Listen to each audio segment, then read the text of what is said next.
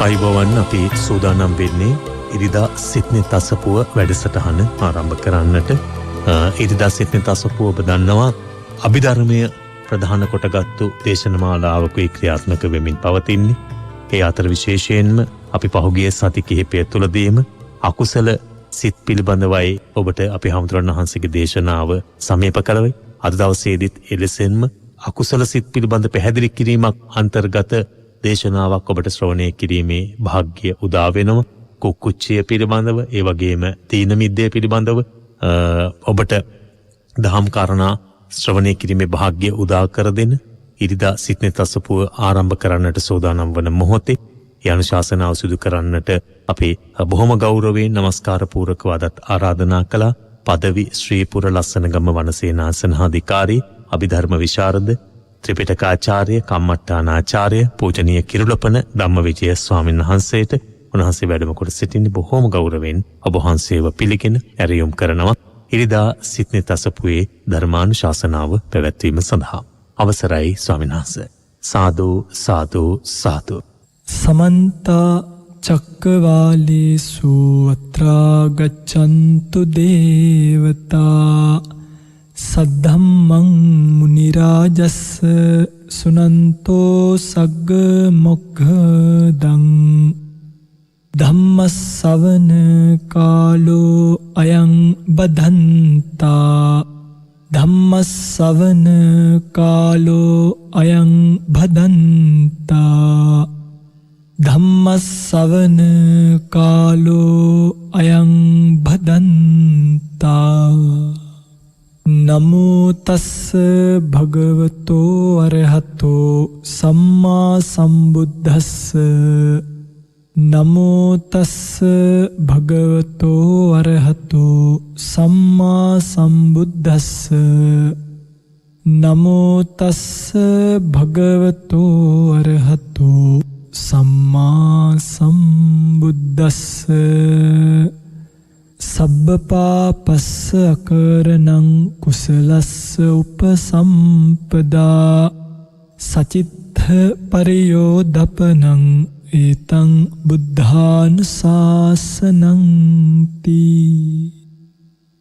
සද්ධර්ම ශ්‍රවණාබිලාෂී ලංකාවාසී ලෝකවාසී සත්පුරුෂ වාසනාවන්ත පින්වත්නි, බුදුරජාණන් වහන්සේ නමක් ලෝකයට පහළ වෙලා සද්ධර්මීය ලෝකයට දේශනා කරලා ඒ සද්ධර්මීය ලෝකයට දායාද වෙලා තියෙන කාලයක සම්මා සම්බුදුරජාණන් වහන්සේගේ මේ උතුම් සද්ධර්මය ලක්වැසි ලෝවැසි සෑම සියලු දෙනෙක් විසින්ම සිත්නෙත් අසපුව හරහා ශ්‍රවණය කරන්නට සූදානම් වන මොහොත. පින්වත්නි, අද දවසේ මේ උතුම් ධර්ම දේශනාව මේ ලක්වැසි ලෝවැසි සෑම සියලු දෙනෙක්ටම ශ්‍රවණය කිරීමට අවකාශය සලසා දෙමින් කටයුතු කරන බව සිහිපත් කරලා තියෙනවා. හලාවත බිංගිරිය වෙල්ලරාව ලිපිණී පදිංචි ආර් ලසිත චන්දිම රාජරත්න මහතා ඇතුළු ඒ පවුලේ සෑම සියලු දෙනා විසින්ම මේ උතුම් ධර්ම දේශනාවේ දායකත්වය රැගෙන කටයුතු කරන බව සිහිපත් කරලා තියෙනවා. ධර්ම දේශනාවෙන් අනතුරුව නම්ගම් සිහිපත් කරමින් පින් අනුමෝදන් කරන්නට බලාපොරොත්තු වෙන ලැබිලා තියෙන සීමිත කාලය ධර්ම දේශනාව සඳහා යොමු කර ගන්නවා. පින්වත්නි, ධර්ම දේශනාවට මාතෘකා කළ ගාථාව මේ පින්වතුන් කවුරුත් බොහෝම අහලා තියෙන ගාථාව.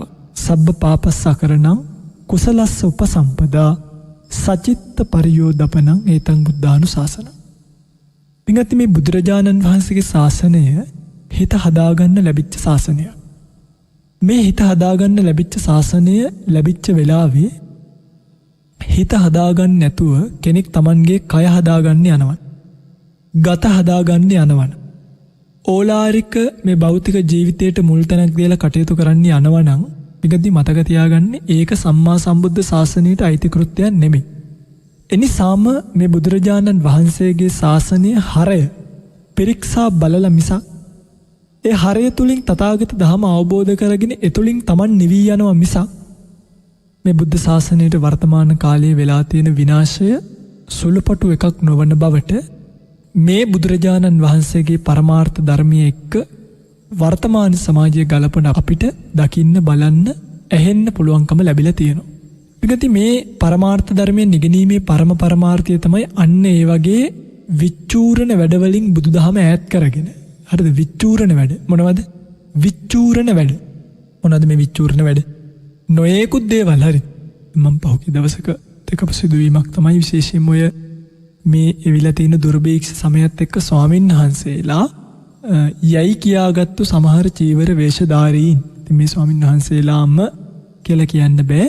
තමන්ගේ සීමාව ඉක්මවාගෙන කියන්නේ භික්ෂුත්වය රැකෙන්න ඕනි සීමාව ඉක්මවාගෙන කටයුතු කරන ස්වභාවය. ඉතින් තමන් භික්ෂුවක් විදියට අපි මුලින්මනේ අපි කවුරුත් මේ ශාසනය රැකින්න එපයි. දැන් පිටකන්නේ අපි ගිහි කාලේ කවදාවත් අහලා තිබ්බේ නෑ පාත්‍රයක දානි වළඳන ස්වාමීන් වහන්සේ නමක්. ගල් ගුහාවක භාවනා කරන ස්වාමීන් වහන්සේ නමක් ගැන. මලකඳන් ළඟ තියාගෙන භාවනා කරන ස්වාමීන් වහන්සේ නමක් ළඟ. සෝසානිකංගේ සමාදන් වෙලා සොහොනෙහි බවුන් වඩන හාමුදුරුවරු ගැන අපි අහලා තිබ්බේ. අදත් ඔය කොළඹ පැත්තට ගිහිල්ලා මම හොඳටම දන්නවා අහලා බැලුවොත් එහෙම බොහෝ අයට පින්ගති මේ ස්වාමීන් වහන්සේලා ගැන ඇඳිලා තියෙන චිත්‍රය ඊටාම වැරදි සහගත චිත්‍රයක්. හැබැයි කුමක් හෝ පෙර පිනකට ජීවිතයේ ආයුෂ ගෙවිලා යනකොටම පින්වත්නි මෙවැනි ගුණපිළිවෙත් පුරන උතුමන් වහන්සේලා ශාසනය තාම වැඩ ඉන්නවා කියලා දැකපු නිසා දැනිච්ච නිසා අර ගිහි ජීවිතය අතහැරලා දාලා පැවිදි බිමට ඇවිල්ලා පැවිදි පිළිවෙත් පුරව විනා අද භික්ෂු සමහරක් වෙලාවට එළියට පෙන්වන ස්වරූපයේ පින්වත්නි එදා මේ ලෝකේ අපි දැක්කනම් අපි කවදාවත් මේ පැවිදි බිමට එන්නේ නැහැ. නිසා ඇත්තටම මේ කතාව එක්තරා විදියකට සංවේගයකින් කතා කරන්නේ. ඒකට හේතුව තමයි අද වෙනකොට ශාසනයේ මේ පරමාර්ථ ධර්ම අතහැරලා පින්වත්නි වෙන වෙන පැතිකඩකට මේ ශාසනය අරගෙන යමින් තියෙනවා. ඒ නිසා මේ සිත්නෙත් අසපු වහන ශ්‍රාවකයෝ හරි වාසනාවන්තයි.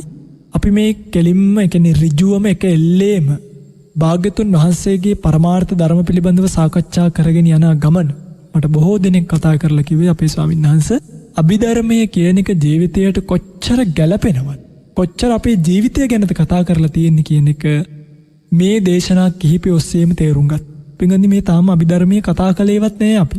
තාම මේ චෛතසික කීපයක් ගැන විස්තර විග්‍රහ කරනවා විතරයි. අභිධර්මයේ කොච්චර තියෙනවද තව කතා නේද? එනිසා මේ පරමාර්ථ ධර්මයෙන් ස්පර්ශ කරන්න ලැබීම පින්වත්නි ඔබ ලබපු විශාල භාග්‍යයක්. හැබැයි මෙහෙකොත් තියෙනවා. මේ ධර්ම දේශනාව පටන් ගන්න කලින් මේක මං කියන්න ඕනේ. සමහරක් මේ වගේ ධර්ම විකෘති එනකොට සමහර මේ වගේ ධර්මයට පරිබාහිර කාරණා එනකොට පින්වත්නි අපි මේ පරිබාහිර කාරණා සමාජයට පෙන්වලා දීම සිද්ධ කරනවා. එතකොට සමහරක් විට ශ්‍රාවකයෝ කියන්නේ ශ්‍රාවකයෝ මේක වරදවා ගන්නවා. අනේ හාමුදුරුවෝ ඕවා කතා කරන්න ඕනේ. මේ බණ ටික කියාගෙන යන්න. පින්වත්නි මේ බුද්ධ ශාසනයේ මේ බණ ටික මිනිස්සුන්ගේ ඔළුවට යන්න නම් ඊට අනුරූපී ශාසන ප්‍රතිපදාවක් තිබිය යුතුමයි. හාමුදුරුවෝ දරුවෝ බඩේ බැඳගෙන හාමුදුරුවෝ පිටේ අර තේ දළු නෙලන බකට් බැඳගෙන තේ දළු නෙලන ගමන් මිනිස්සුන්ට නිවන් යන්න බණ කියලා වැඩක් නැහැ. මිනිස්සු එතකොට ඒක පිළිගන්නේ. අපි ඉදිරියේ කතා කරනකොට විචිකිච්ඡාව කියලා චෛතසිකයක් ගැන කතා කරනවා. එතකොට ඔබට තේරෙයි මේ විචිකිච්ඡාව සංප්‍රයුක්තයි නම් එයාට පින්වත්නි නිවන ආවරණයි. එයාට නීවරණ ධර්මයක්. එතකොට ඒ නිසාම සිත් තීන මිද්‍යාදී චෛතසික ධර්මයන් වලට බැහැ ගන්නවා. ඒ නිසා මේ ශාසනයේ සමහර ශෝධනය කළ යුතු තැන් පිළිබඳව අපි කතා කරනකොට ඔය පිංගුතුල්ල කෙලින්ම මේ අපිව මනින්න හදන්න එපා. ඒ කියන්නේ මෙන්නත් අපිට කමකුත් නෑ.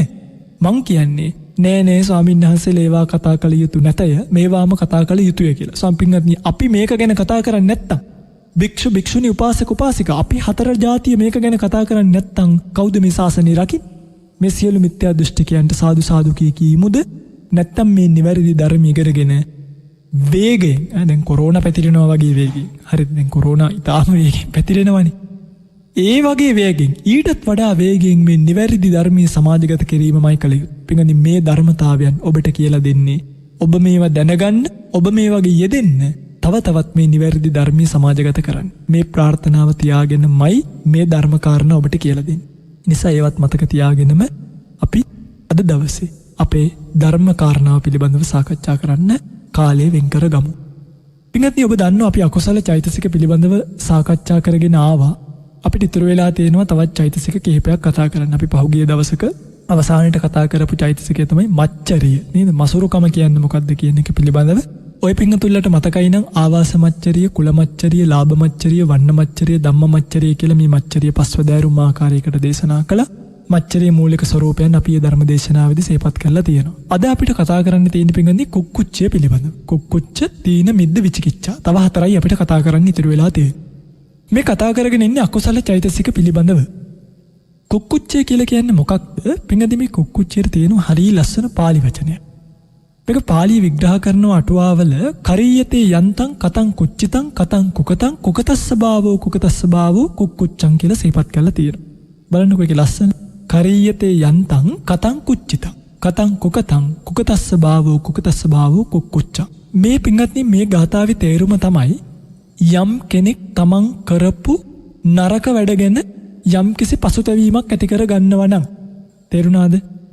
යම් කිසි පසුතැවීමක් තමන් කරපු නරක වැඩ පිළිබඳව ඇති කර ගන්නවා නම්, ඒ විතරක් නෙමෙයි තමන්ට කරන්න බැරි වෙච්ච හොඳ දේවල් පිළිබඳව. කියන්නේ කරන ලද දුසිරිත් සහ කරන්නට නොහැකි වෙච්ච සුසිරිත් හොඳ දේවල් පිළිබඳව යම් කෙනෙක්ට දෝමනස්ස සහගත චිත්තුප්පාදයක්, දෝමනස්ස සහගත සිතක් හට ගන්නවද, ඒ සිත් ස්වභාවය, කියන්නේ ඒ සිතට ඒ ස්වභාවය ඇති කරලා දෙන්නේ මෙන්න මේ කුක්කුච්චය කියන චෛතසිකයෙන්. අන්න ඒකට කියනවා කුක්කුච්චය කියලා.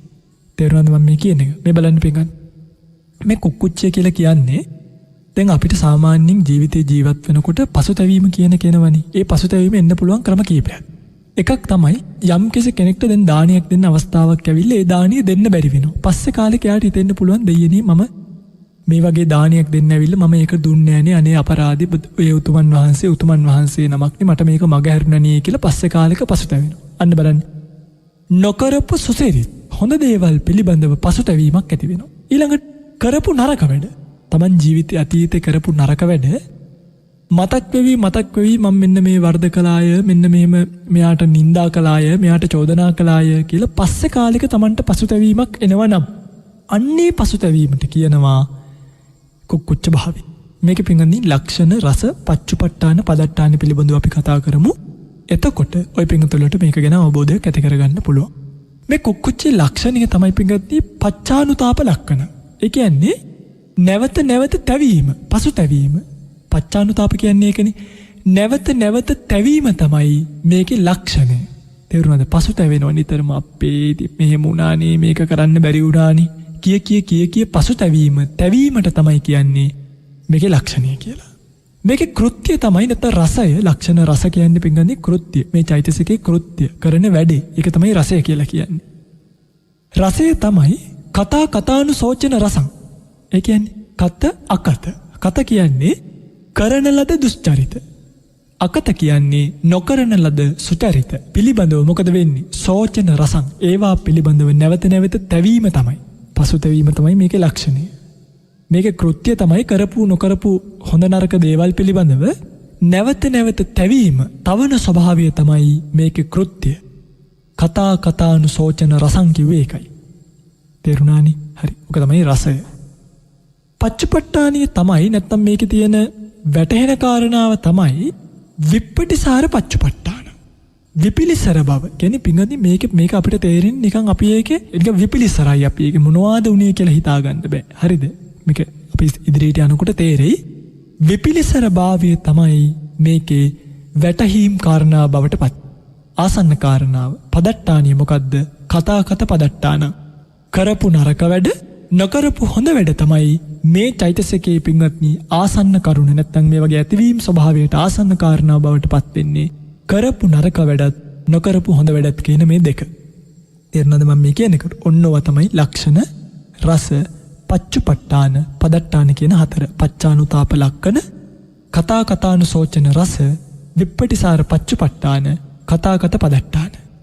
මේ හතර තමයි ලක්ෂණ, රස, පච්චුපට්ඨාන, පදට්ඨාන කියලා කියන්නේ. මේ කුකත කියලා කියන්නේ දැන් අර කිව්වනේ කුකතස්ස භාවෝ කුක්කුච්චං කියලා. කුකත කියලා කියන්නේ පින්වත්නි මේ අපි මේ ජීවිතේ කරපු නරක වැඩ සහ නොකරපු හොඳ වැඩ පිළිබඳව පිළිකුලක්. කියන්නේ පිළිකුල් කරනු ලැබීම. අපිට ඒවා පිළිකුලෙන් දැනෙන්න ගන්නවා. අන්නේ ස්වභාවයට කියනවා කුකත කියලා. එතකොට පින්වත්නි මේක දැන් මෙහෙමනේ ඇති වෙන්නේ. දැන් ওই පින්වතුන්ලට ජීවිතේ ඕන තරම් තමන්ගේ සෙල්පද ඉක්මවන්න අවස්ථාව ලැබිලා ඇති. ඒ ලැබුණට පස්සේ පින්වත්නි සමහරක් වෙලාවට අපි හිතන්නේවත් නැතුව ಗುಣ දන්න උතුමන්ට පවා ආක්‍රෝෂ පරිභව කරන තැන් තියෙනවා. එතකොට අපිට මොකද වෙන්නේ? අපි පසුකාලීනව ඒක ගැන කල්පනා කරනකොට පින්වත්නි ඒක හරි දැන් අර මට පහුගිය දවසක වුණා හරි ලස්සන සිද්ධියක්. පහුගිය දවසක ඔය එක්තරා වෙනත් ආගමික කෙනෙක් මේ බුදුදහම සහ සින්දුවට ගලප තනින් තැන කියාගෙන යනකොට මම ඒකට විරුද්ධව කතා කළා. එතකොට පින්වත්නි බොහෝ දෙනෙක් මට මේ බෑන් එක තමයි කළේ. ඉතින් මේ ඒවා ගැන කාරණා කියනකොට අපේ මිනිස්සු කරන්නේ මොකද්ද? අනේ සාදු කියන්නේ බයිනවා අම්මටත් බයිනවා තාත්තටත් බයිනවා ආදපු අයටත් බයිනවා ගුරුවරුන්ටත් බයිනවා. ඉතින් එහෙම බැනපු කෙනෙක් ඊට පස්සේ මගේ ධර්මදේශනාවක් අහලා ආයි මට කතා කළා කිව්වා ස්වාමීන් වහන්සේ අනේ මට සමා වෙන්න මේ අපි ඔබ වහන්සේ ගැන දන්නේ නැතුවයි මෙහෙම කතා කරේ. දැන් තේරෙනවා ඔබ වහන්සේ කියපු කතාව ඇත්ත කියලා. ඔබ වහන්සේ කියපු කතාව සම්පූර්ණ ඇත්ත. අනේ අපිට සමා වෙන්න අන්න බලන්නකෝ පස්සේ විපිලිසරභාවය ඇති වෙන විදිය. ඒ නිසා පින්වත්නි මං හැමදේම කියන කතාවක් මේ මනුස්ස ජීවිතේට chance නැහැ. කියන්නේ මේකට පින්වත්නි chance ලැබෙන්නේ එකපාරයි ලැබෙන්නේ බොහෝ දෙනෙක්. මගේ ජීවිතේ නොයෙකුත් තැන්වල ජීවත් වෙලා තියෙනවා. ගිහි ජීවිතවල, වැඩ කරපු ජීවිතවල, පැවිදි ජීවිතවල නොයෙකුත් ආරණ්‍යවල පන්සල් ඇසුරු කරගෙන තැන්වල ගල්ලෙන්වල පවා. හැබැයි මේ වගේ අපි දැකපු සිද්ධියක් තමයි මේ කෙනෙකුට පින්වත්නි chance දෙකක් නැති බව ජීවිතේ. කියන්නේ අපි හිතමුකෝ යන ගමන් අපි හැප්පුණා. එකපාරයි නේ. ආයි අතපය කැඩුනට පස්සේ පින්වත්නි ආයි chance නැහැ ජීවිතේට. ඒ නිසා මගේ පින්වතුන්ලා හැමතිස්සෙම මතක තියාගන්න මොකක් හරි දුෂ්චරිතයක් කරනකොට එකයි කිව්වේ පච්චවෙක්විත්වා රාහුල කායේන කම්මං කාතබ්බන් නිකන් නෙමෙයි මේ බුදුරජාණන් වහන්සේ සිහිපත් කළේ. පස්සේ පින්වත්නි තමන්ගේ ආත්මීය වශයෙන් තමන්ට නිග්‍රහ තමන්ගේ චෝදනාව තමන්ගේ හිත තුළින් එනකොට ඒකට උත්තර දෙන්න උසාවි පොලිසියට කාටවත් බෑ. තමන්ගේ ජීවිතේ ඇති කරගත්ත අකුසල ධර්මයන් වලට පින්වත්නි විපිලිසර බව ඇතිවීම කියන එක සිද්ධ වෙනවාමයි. එනිසා ඒව මතක තියාගෙන මේ කිසිම දුෂ්චරිතයක් කරනකොට පින්වත්නි පරිස්සම් වෙන්න. ඊළඟට සමහර කරන්න ඕනි දේවල් සුචරිතකම් කරන්න දෙන අවස්ථා තියෙනවා. ඒවා පින්වත්නි අපි මග හරිනවා. දානයක් දෙන්න ලැබෙන අවස්ථා. හාමුදුරුව කෙනෙක්ට වඳින්න අවස්ථාවක්. දැන් සමහරු බණ අහන්න. මම හොඳට දැකලා තියෙන දෙයක් අපි ওই බණ කියන්න ගියාම පාරේ ඉඳන් තමයි බොහෝ අය ඉන්නේ. සමහරු දන්නේ නැති අය. ඉතින් බණ ඉවර වෙනකොට ටක් ගාලා ළඟට ඇවිල්ලා කොහොම හරි මූණ බලා ගන්න හදනවා. කවුද මේ බණ කිව්වේ මොනවද කිව්වේ කොහොමද කිව්වේ කියලා. අන්න බලන්නකෝ. ඒ නිසා සුචරිතවලට පසුතැවෙන්න එපා. අනේ හාමුදුරුවනේ දන්නවනම් අපි ඉස්සරහටම වෙලා බණ අහනවා. පස්සේ ඉතින් පසුතැවිලා වැඩක් නැහැ. ඒකයි. සුචරිතවලට පස්ස ගහන්න එපා. ඒක තමයි මට මේක කියන්න ඕනි කාරණාව. තේරුණා නේද? ඒක තමයි මේ කියන්නේ පින්වත්නි. එන්නේ ඒ විපිලිසර ස්වභාවයට තමයි කුක්කුච්චය කියලා කියන්නේ. හැබැයි පින්වත්නි මෙතනදී තව අපි කාරණාවක් දැනගන්න ඕනි එකකුත් තියෙනවා. දැන් අපි හිතමුකෝ කෙනෙක්ට මෙන්න මෙහෙම සිද්ධියක් වෙනවා. මොකද්ද වෙන්නේ? දැන් ඔන්න සර්පයෙක් දකින්න.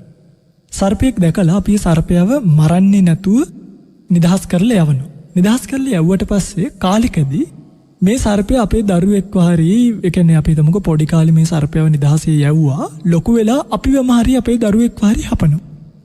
දැන් ওই පිංගුතුලට මොකද්ද එන්නේ? දැන් ওই පිංගුතුලට එනවා අපේ මම විසල්ලා සුචරිතයක් කරා තමයි හැබැයි කරපු සුචරිතය වර්ධවාගෙන කළාය. දැනුත් එනවනේ පොඩි පසුතැවිල්ලක්. මම අපරාධේ එදා ඒ නයාව බේරලා යව්වේ. මම මේ සර්පයව බේරලා යව්වේ අපරාධේ කියලා එකක් එනවා. අන්නේ ඒක කුක්කුච්චයද? පින්වත්නි යම්කිසි ගණ්ටි පදවල, ඒ කියන්නේ ගණ්ටි පද ලියපු ටීකාවල මේ කාරණාව මේ විදිහට සඳහන් කරලා තියෙන තැනුත් තියෙනවා. හැබැයි ඒ වගේම සමහරක් තැන් වලදී සමහර ආචාර්ය මතවලදී මේක සිහිපත් කරලා තියෙනවා. ඒ තමන් නොකලා වූ දුෂ්චරිතය. දැන් ඒක දුෂ්චරිතයක්නේ අපි ඒක කළේ නෑනේ. ඒ නොකලා වූ දුෂ්චරිතය අරමුණු කරගෙන පසුතැවීමට කුක්කුච්චය කියන්න බෑ කියලා. ඒකට කියලා තියෙන්නේ ඒක මිත්‍යා වායාමයක් කියලා. ඉතින් මේ වගේ අර්ථ විග්‍රහ කරන තැන්වල සමහරක් මේ වගේ මතවාද තියෙන තැනුත් තියෙනවා පින්වත්නි. නැතුව නෙමෙයි අපි මේවා දැනගෙන ඉතින් අපිට තේරෙනවනේ නේ. දැන් ඇත්තටම සර්පෙක් කෑවට පස්සේ බොහෝ දෙනෙක්ට ඕම මෙහෙම පසුතැවීමක් එනවට වඩා ඒ වැරදි තැන උපදින එකක්. ඒක අස්ථානීය උපදින. ඒකට මිච්ඡා වායාමයක් කිව්වේ. හැබැයි කෙනෙක්ට Tamante සර්පයා කාපු නිසා අනාගතේ වෙන්න පුළුවන් දේවල් මෙන්න මේ වගේ කරදරයක් මට අනාගතේ වෙයිදෝ කියලා හිතුනොත් වගේ අන්න ඒක ශෝක කිරීමක් බවට පත් වෙනවා. ඒකත් කුක්කුච්චය කියන චෛතසිකයේ ගානට යන්නේ නැහැ කියලයි සේපත් කරලා තියෙන්නේ. එතකොට පින්වත්නි මම කියන එක මං හිතන්නේ ඔය පින්වත්තුන්ලාට තේරෙනවා ඇති. මම මේ කිව්වේ අපි කවදාරි දවසක හොඳ වැඩක් කරලා පස්සේ ඒ හොඳ වැඩේටම පසුතැවීමක් ඇති වුණොත් ඒක පිංගුතුනි මිච්ඡා වායාමයක් මිසක් කුක්කුච්චක් ගන්නට යන්නේ නැහැ කියන එක සිහිපත් කරලා තියෙනවා. හැබැයි මෙහෙමයි. දැන් අපි හිතමුකෝ යම් කෙනෙක් සුචරිතයක් හෝ දුෂ්චරිතයක් කරනවා. කරලා දැන් කරපු එක දුෂ්චරිතයක් කියලාම හිතෙනවා. දැන් කාට හරි සල්ලි දෙනවා. සල්ලි දෙන එක පිංගුතුනි දැන් යාචක මහත්තයෙක්ට අපි යාචකයෙක්ට සල්ලි දුන්නොත් ඒක පිනක්නේ. අපි පස්සේ කාලෙක හිතනවා දෙයියනේ අපරාධි මන් දුන්නේ මෙයා මේක නිසා විනාශ වුණා මෙහෙමයි කියලා. දැන් ඒ පසුතැවීම සුචරිතයේද දුෂ්චරිතයේද කියලා වැඩක් නේ. ඔය පිංගුතුලගේ ඥානීය මට්ටමට නෙමේක වෙන්නේ. අන්න ඒ පසුතැවීම පිංගුත් කුක්කුච්චයයි. කියන ඔබ කලේ සුචරිතයක්ද දුෂ්චරිතයක්ද කියන එක නෙමෙයි. ඒ පිළිබඳව ඔබට එන තැවීමයි කුක්කුච්චය කියලා කියන්නේ. දැන් ඒ වගේම තමයි දැන් දුෂ්චරිතයකුයි සුචරිතයකුයි තියෙනවා. හරිද? දැන් මේ දුෂ්චරිතය හරි සුචරිතය හරි අපි කරන්නේ නේ. අපි හිතමුකෝ දුෂ්චරිතයක් කරන්නේ නේ. කරන්නේ නැතුව අනාගතයේදී අපිට හිතෙනවා අපේ මම මේ වගේ හොඳ වැඩක් කළේ නෑනේ අප්පා මම මේක අතෑරියානේ කියලා හිතෙනවා. දැන් මොකද වෙන්නේ? අන්න ඒ පසුතැවීමත් කුක්කුච්චය ගන්නට යනවා කියලා සිහිපත් කරලා තියෙනවා. කියන්නේ මෙතනදී විශේෂයෙන්ම තමන් කරපු නොකරපු දේවල් පිළිබඳව තැවීම. ඒක තමයි කරපු නරක වැඩත් නොකරපු හොඳ වැඩත් පිළිබඳව තමන් තුළ ඇතිවෙන තැවීම තමයි මේ කුක්කුච්චය කියලා සරලවම කිව්වොත් කියන්නේ. හරිද? අපි තව ටිකක් මේක විග්‍රහ කරගමුකෝ. එතකොට ඔය පිංගුතුල්ලට තවත් මේක තේරෙයි. මොකද මේ කුක්කුච්චේ කොටස් දෙකක් තියෙනවා. මොකක්ද? යාතාව කුක්කුච්ච අයාතාව කුක්කුච්ච කියලා. මොනවද? යාතාව කුක්කුච්ච අයාතාව කුක්කුච්ච. ඒ කියන්නේ යාතාව කියන්නේ නිසි තැන හටගන්න පසුතැවීම. අර ඉස්සෙල්ලා කියපු කාරණාව තමයි මේ විග්‍රහ කරලා දෙන්නේ. නිසා ඒක තේරුම් නැත්තම් මේක අහගෙන ඉන්න. අයාතාව කුක්කුච්ච කියන්නේ අස්ථානීය හටගන්න පසුතැවීම. කොහොමද? හරියට මේ වගේ. දැන් ඔන්න කලින් කෙනෙක් අයහපත් කර්මයක් යහපත් කියලා හිතලා කරනවා. හරිද? දැන් මොකක් හරි වැරදි වැඩක් හොඳයි කියලා සර්පෙක් මරුවා කියලා හිතන්නකෝ. අපි ඒක හොඳ වැඩක් කියලා හිතාගෙන කරනවා. පස්සේ කාලෙදී යාට එනවා පසුතැවීමක්. අනේ දෙයියනේ මං අයහපත් කර්මයක් කළානේ. මං අහවල් දවසේ සතෙක් මරුවානේ. අන්න ඒක හරි තැන ඇති වෙන කුක්කුච්චයක්. අකුසලයක් තමයි. නමුත් ඒක හටගත යුතු තැනක. අන්න ඒකට කියනවා යාතාව කුක්කුච්චය කියලා. අයාතාව කුක්කුච්චය කියලා කියන්නේ දැන් ඔබට තේරෙනවනේ ඕක අනිත් පැත්ත. මොකක් හරි හොඳ වැඩක් කරලා ඒ කරන කාලෙට ඒක හොඳ වැඩක් කියලා හිතිලා පස්සේ කාලෙක හිතනවා අපේ මං අපරාධය අරක කළේ කියලා. අන්න ඒ හටගන්න නැවත හටගන්න තැවිලි ගතියට කියනවා අයාතාව කුක්කුච්චය කියලා. තේරුණා නේද මං කියන එක? මං හිතන්නේ දැන් ඔබට තේරෙනවා ඇති කලින් කියපු ස්වභාවය මොකක්ද කියන කාරණාව පිළිබඳව. එනිසාම මෙන්න මේ වගේ කාරණා නිසාම පින්වත්නි මේ කුක්කුච්චය කියන චෛතසිකයට කියනවා තව නමක්. මොකද්ද? මනෝ විලේකය කියලා. මොකද්ද? මනෝ විලේක. මනෝ විලෝක කියලා කියන්නේ මොකද්ද? පින්වත්නි අර රත්තරන් භාජනයක යකඩ කටුවකින් ඉරක් අඳිනවා. මොකද කරන්නේ? රත්තරන් භාජනයක යකඩ කටුවකින් ඉරක් අඳිනවා වගේ සිත කියන ස්වභාවයේ ඉරි අඳින ස්වභාවයක්. මනෝ විලේක කියන්නේ ඒකයි. අර රත්තරන් භාජනේ හොඳට තියෙන හිතේ යකඩයකින් ඉරක් ඇඳ වගේ ඉරි අඳින ස්වභාවයට කියනවා තස්මා මනෝ විලේකෝති වුත්තං. අනේ නිසා ඒකට කියනවා මනෝ විලේකය කියලා. එතකොට තව එකක් තියෙනවා. දැන් කෙනෙක්ට එන්න පුළුවන් මෙන්න මෙහෙම පසුතැවීමක්. දැන් සමහර දේවල් කැපද අකපැද කියලා. දැන් එහෙම කියන අපි එකට කියන්නේ විනය කුක්කුච්චය කියලා. මොකද්ද? විනය කුක්කුච්චය. අත්තසාලිනී ටීකාවයොක් ගැන සිහිපත් කරලා තියෙනවා. කප්පති නකප්පති පවත්ත චිත්තෝපාදෝ විනය කුක්කුච්චං. විනය කුක්කුච්චය කියලා කියන්නේ මේක කැපද අකපැද කියලා විමර්ශනාකාරයක් අපි තුල එනවනේ පිරික්සනාකාරයක්. අන්නේ පිරික්සන ස්වභාවයට කියනවා විනය කුක්කුච්චය කියලා. ඒ විනය කුක්කුච්චය පින්වත්නි කුසල ක්‍රියා චිත්තෝපාදයක්. ඒක අකුසල චිත්තෝපාදයක් නෙමෙයි. ඒක අකුසල ස්වභාවයක් නෙමෙයි. ඒ විමර්ශනාකාරයෙන් එන්නේ කුසල ස්වභාවයක්මයි. හැබැයි ඔතනදී වංචක ධර්මයකට යට වෙන්නත් පුළුවන්. තේරෙනවද මම මේ කියන එක? මෙතනදී වංචක ධර්මයකට යට වෙන්නත් පුළුවන්. පින්වත්නි මේ වංචක ධර්ම පිළිබඳවත් මම කියන්නම්. විනය කුක්කුච්චය කියන එක කුසල ක්‍රියා චිත්තෝපාදයක් වුණත්, කියන්නේ ඒක කුසලයේ පැත්තට නැඹුරු වුණත් දන්නේම නැතුව අකුසලයේ බවට පත් වෙන්න පුළුවන් තැනුත් තියෙනවා. ඒව පිළිබඳව අපි දැනුවත් වීම පින්වත්නි හරීම වටිනවා. මොකද මේ ඕවා ගැන අද ගොඩ ගිහි පිංගුතුල්ල දන්නේ නැති නිසා තමන් නිවැරදි දේවල් කරනවා යයි සිතා මොකද කරන්නේ? සම්පූර්ණයෙන්ම වැරදි දේවල් වලට යොමු වෙලා වැරදිලා ඉන්නවා. මේක එන එක්තරා නරක විදිහක් තමයි පින්වත්නි මේ කරුණාවේශයෙන්. කියන්නේ දැන් අපි හිතමුකෝ අනුකම්පාවේශයෙන් එනවා. දැන් අපි හිතමුකෝ දැන් ওই පිංගුතුල්ලට ඔය පිංගුතුල්ලගේ පොඩි කාලේ ඉඳන් අම්මා තාත්තා ගොඩක් උදව් කරනවනේ. හෝ සහෝදර සහෝදරයෝ ගුරුවරු. හරිද? එහෙම දැන් එහෙම උදව් කරපු කෙනෙක්ට ප්‍රතිඋපකාර දක්වන්නට බැරි වුණා නම්, කාට හරි ආපහු යාට කළගුණ දක්වන්න බැරි වුණා නම්, එයාලට හිතෙන්න පුළුවන් මෙන්න මෙහෙම. අනේ අපිට මෙච්චර උදව් කළ උපකාර කළ අහවලාට අපිට බැරි වුණානේ මේ මෙහෙම උපකාර කරන්න කියලා හිතෙන්න පුළුවන්. දැන් මේක බලන් ඉන්න සමාජය මොකද? අපේ මේ කොච්චර මුල මතක තියෙන කෙනෙක්ද? අර එහෙම කියනවානේ මුල මතකද කියලා අහනවා. ඇත්තටම ඒ මුල මතක ස්වභාවයෙන් නැත්නම් ඒ කරුණාවෙන් අනුකම්පා වේශයෙන් ආවෙම පින්වත්නි වෙන මොකක්වත් නෙමෙයි. මොකද්ද? පසුතැවීමයි. කල යුතු දේ නොකලා කියලා පස්සේ කාලෙකදී ආපු පසුතැවීමයි අර අනුකම්පා වේශයෙන් පින්වත්නි මිනිසුන්ට එන්නේ. හොඳට මතක තියාගන්න, මුල මතක වීම නෙමෙයි. තේරුණාද මම මේ කියන්නේ? ඊට පස්සේ අනිත් පැත්තෙන් බලන්නකො අකුසල් කරපු අය.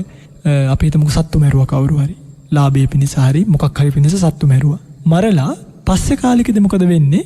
අර මරපු සත්වයන් පිළිබඳව අනේ ඉතින් කොච්චර වුණත් මේ පවුනේ සත්තු මෙහෙමයි, අපි ඔක්කොටම මෛත්‍රී කරන්න ඕනි. ඉතින් මම දන්නේ නැතුවනේ ඕවා කළේ. එහෙමයි මෙහෙමයි කියලා අර පස්සේ කාලෙකදී අනුකම්පාවක් උපදිනවා. අන්නේ අනුකම්පාව පින්වත්නි දැන් සමහර විටනවා අනේ දැන් යා කරපු වරද ගැන පසුතැවෙනවා. ඒක හරිම හොඳයි. තමන්ගේ වරද දැකීමත් ලොකු නුවණක්. දැන් මේ වරද දැකීම නුවණක් තමයි. මම මේ කියන්නේ වරද දැකීම ගැන නෙමෙයි. කුක්කුච්චය පිළිබඳව, පසුතැවීම පිළිබඳව. අර තමන්ට අනුකම්පා වේශයෙන් එන පශ්චත්තාපය මතක තියාගන්න. ඒ අනුකම්පා වීම පාපය අඩු වෙන්න හේතුවක් එහෙම නෙමෙයි. තේරෙනවද මම කියන්නේ? ඒ කියන්නේ කුක්කුච්චය කියන එක පහළ වුණා කියලා තමන් කරපු පව් අඩු වෙන්නේ නැහැ. ඒ නිසා ඔය පිංගුතුල්ල මං හැමදේම කියන්නේ ජීවිතේ කාට හරි යම් තැනක වැරදුනා නම් ඒව ගැන අපි නොදන්න කාලයේ දේවල් උනේ දැන් දන්නවනම් දැන් ඔය පිංගුතුල්ලා ආයති සංවරේ පිළිහිටලා නැත්නම් ආයිත් මම මෙතෙන් පටන් මේ වරද කරන්නේ නැහැ කියලා තමන්ගේ ජීවිතේ හදා ගන්නවා මිසක ඒව ගැන පසුතැවි හිටියයි කියලා ඇති වැඩක් නැහැ. එතකොට වෙන්නේ මොකද්ද දන්නවද? ඒ අකුසල කර්මයේ තව තවත් බීජ වැටිලා අර බීජයකට වතුර වැටෙනවා වගේ පෝෂණය වෙලා තද බල විපාක ගෙනල්ලා දෙනවා. තේරුණා නේද මම මේ කියන්නේ? ඒ නිසා තමන් කරපු දේවල් නොකරපු දේවල් පිළිබඳව දැන් පසුතැවිලා වැඩක් නැහැ. ගිය දේවල් ගියා. අඬලා වැඩක් නැහැ. ඒ නාම රූප ධර්මතාවය අනිත්‍ය වෙලා ගිහිල්ලා. දැන් මේ ඉන්නේ අලුත්ම නාම රූප පරම්පරාවක් වුණාට මේවා පිරිසුදුයි. ඒකයි ආයති සංවරේ පිළිටන්නේ කිව්වේ. දැන් ඉඳන් හරියට ඉඳලා හරියට හිතලා නිවැරදි දේ කරන්න පුළුවන් නම් නේද? අර තාත්තා මරපු අජාසත්තරත් පුළුවන් වුණා තමන්ගේ අවීචී පැහෙන්න තියෙන කාලය අඩු කරගන්න. නේද? මිනිසුන් මරපු අඟුලිමාලටත් පුළුවන් වුණා නම් රහත් වෙන්න. ওই පිංගුතුල්ලටත් කරපු අකුසල් නොකරපු කුසල් පිළිබඳව තැවි ඉඳලා වැඩක් නැහැ. කරන්න තියෙන දේ කළ යුතු තැනදී කරන්න. ඒක තමයි කරුණාවේශයෙන් එන කුක්කුච්චය කියලා සිහිපත් කරලා තියෙන්නේ. ඊළඟට දෙවෙනි ස්වභාවය තමයි පින්නේ පුණ්‍යකාමතාවේශයෙන්. ඒ කියන්නේ පින් කරන්න කැමති ස්වභාවයෙන්. අන්නේ පින් කරන්න කැමති ස්වභාවයෙන්ුත් කුක්කුච්ච ගතියක් එනවා. කොහොමද එන්නේ? මේ බලන්න. දැන් ඔන්න කෙනෙක්ට දානයක් දෙන්න අවස්ථාවක් එනවා. හරිද? දානයක් දෙන්න අවස්ථාවක් එනකොට මෙයා පින්වත්නි ඒ අවස්ථාවේ ඒක මොකක් හරි කරලා මග හැර ගන්නවා. අර මච්චරි ස්වභාවයක් හරි මොකක් හරි ඇවිල්ලා. පස්සේ කාලෙකදී මෙයා කියනවා අපේ මං ඉතින් මෙහෙම ලොකු දානයක් දෙන්නනේ හිටියේ. නමුත් මට නිවාඩු ලැබුණේ නැහනේ. ඒ නිසා දෙන්න බැරි වුණානේ. නේද? දැන් අර සිල් සමාදන් වෙන්න යන අය තමයි ඔක වැඩිපුර කියන්නේ. අපි ඉතින් ගිය පොයිට සිල් සමාදන් වෙන්න හිටියේ අපේ හාමුදුරුවනේ. හැබැයි ඉතින් මේ ගෙවල් වල තියෙන කරදර කුඹුරු වතු පිටිවල වැඩ නිසා බැරි වුණා. දැන් මේ මොකද්ද? අපිට පින් කරන්න කැමැත්තක් තිබ්බා කියන එක නෙමෙයි. මේ පුණ්‍යකාමතාවේශයක් නෙමෙයි ආවේ. මේ ආවේ තමන් නොකරපු සුචරිතය පිළිබඳව පශ්චත්තාපයක්. අන්නේ පසුතැවීම පින්ගත්නි. ඒක තැවෙනවා. තමන්වම තවා ගන්න ස්වභාවයක්. ඒකට කියනවා කුක්කුච්චය කියලා. ඉතින් ওই පිංගුතුලට තේරෙනවා ඇති අපි ජීවිතේ වැඩිපුරම ජීවත් වෙන්නේ මොනව උඩද? ඔන්න ඕවා උඩනේ. ඕවා උඩ ජීවත් වෙන පිංගුතුල්ලා මේ අකුසලයේ උඩ ජීවත් වෙලා ඔය පිංගුතුලට දැන් තේරෙනවද මේ අපි මේවා කතා කරනකොට අපේ සාමාන්‍ය ජීවිතවල කොච්චර මේවා තියෙනවදනේ? අන්න ඒකනේ බොහෝ දෙනෙක් අපායට යනවා කියලා සිහිපත් කළේ. බොහොම සුළුතරයයි ආයිත් සුගතියකට එන්නේ. ඇයි? මේ වගේ තමයි ධර්ම වේශයෙන් දැන් ශික්ෂාකාමතා වේශයෙන් එනවා කුක්කුච්ච. කොහොමද එන්නේ? අර විශේෂයෙන්ම පැවිදි වෙච්ච ස්වාමීන් වහන්සේලා කෙරෙහි තමයි මේක ගොඩක් එන්නේ. අර ශික්ෂාකාමීව ගොඩාක් සිකපදවලට සෙනෙහස පැවිද්ද. යම් තමන්ගේ අතින් හොඳට මතක තියෙන්නේ තමන්ගේ අතින් වෙච්ච යම් සීල්වල අඩුපාඩුකම්. කියන්නේ තමන්ගේ හිත දුර්වල නිසා, කෙලෙස් වලට වසඟ වීම නිසා, සමහරක් විට නොදැනීම නිසා, දන්නේ නැතිකම නිසාත් කරනවනේ.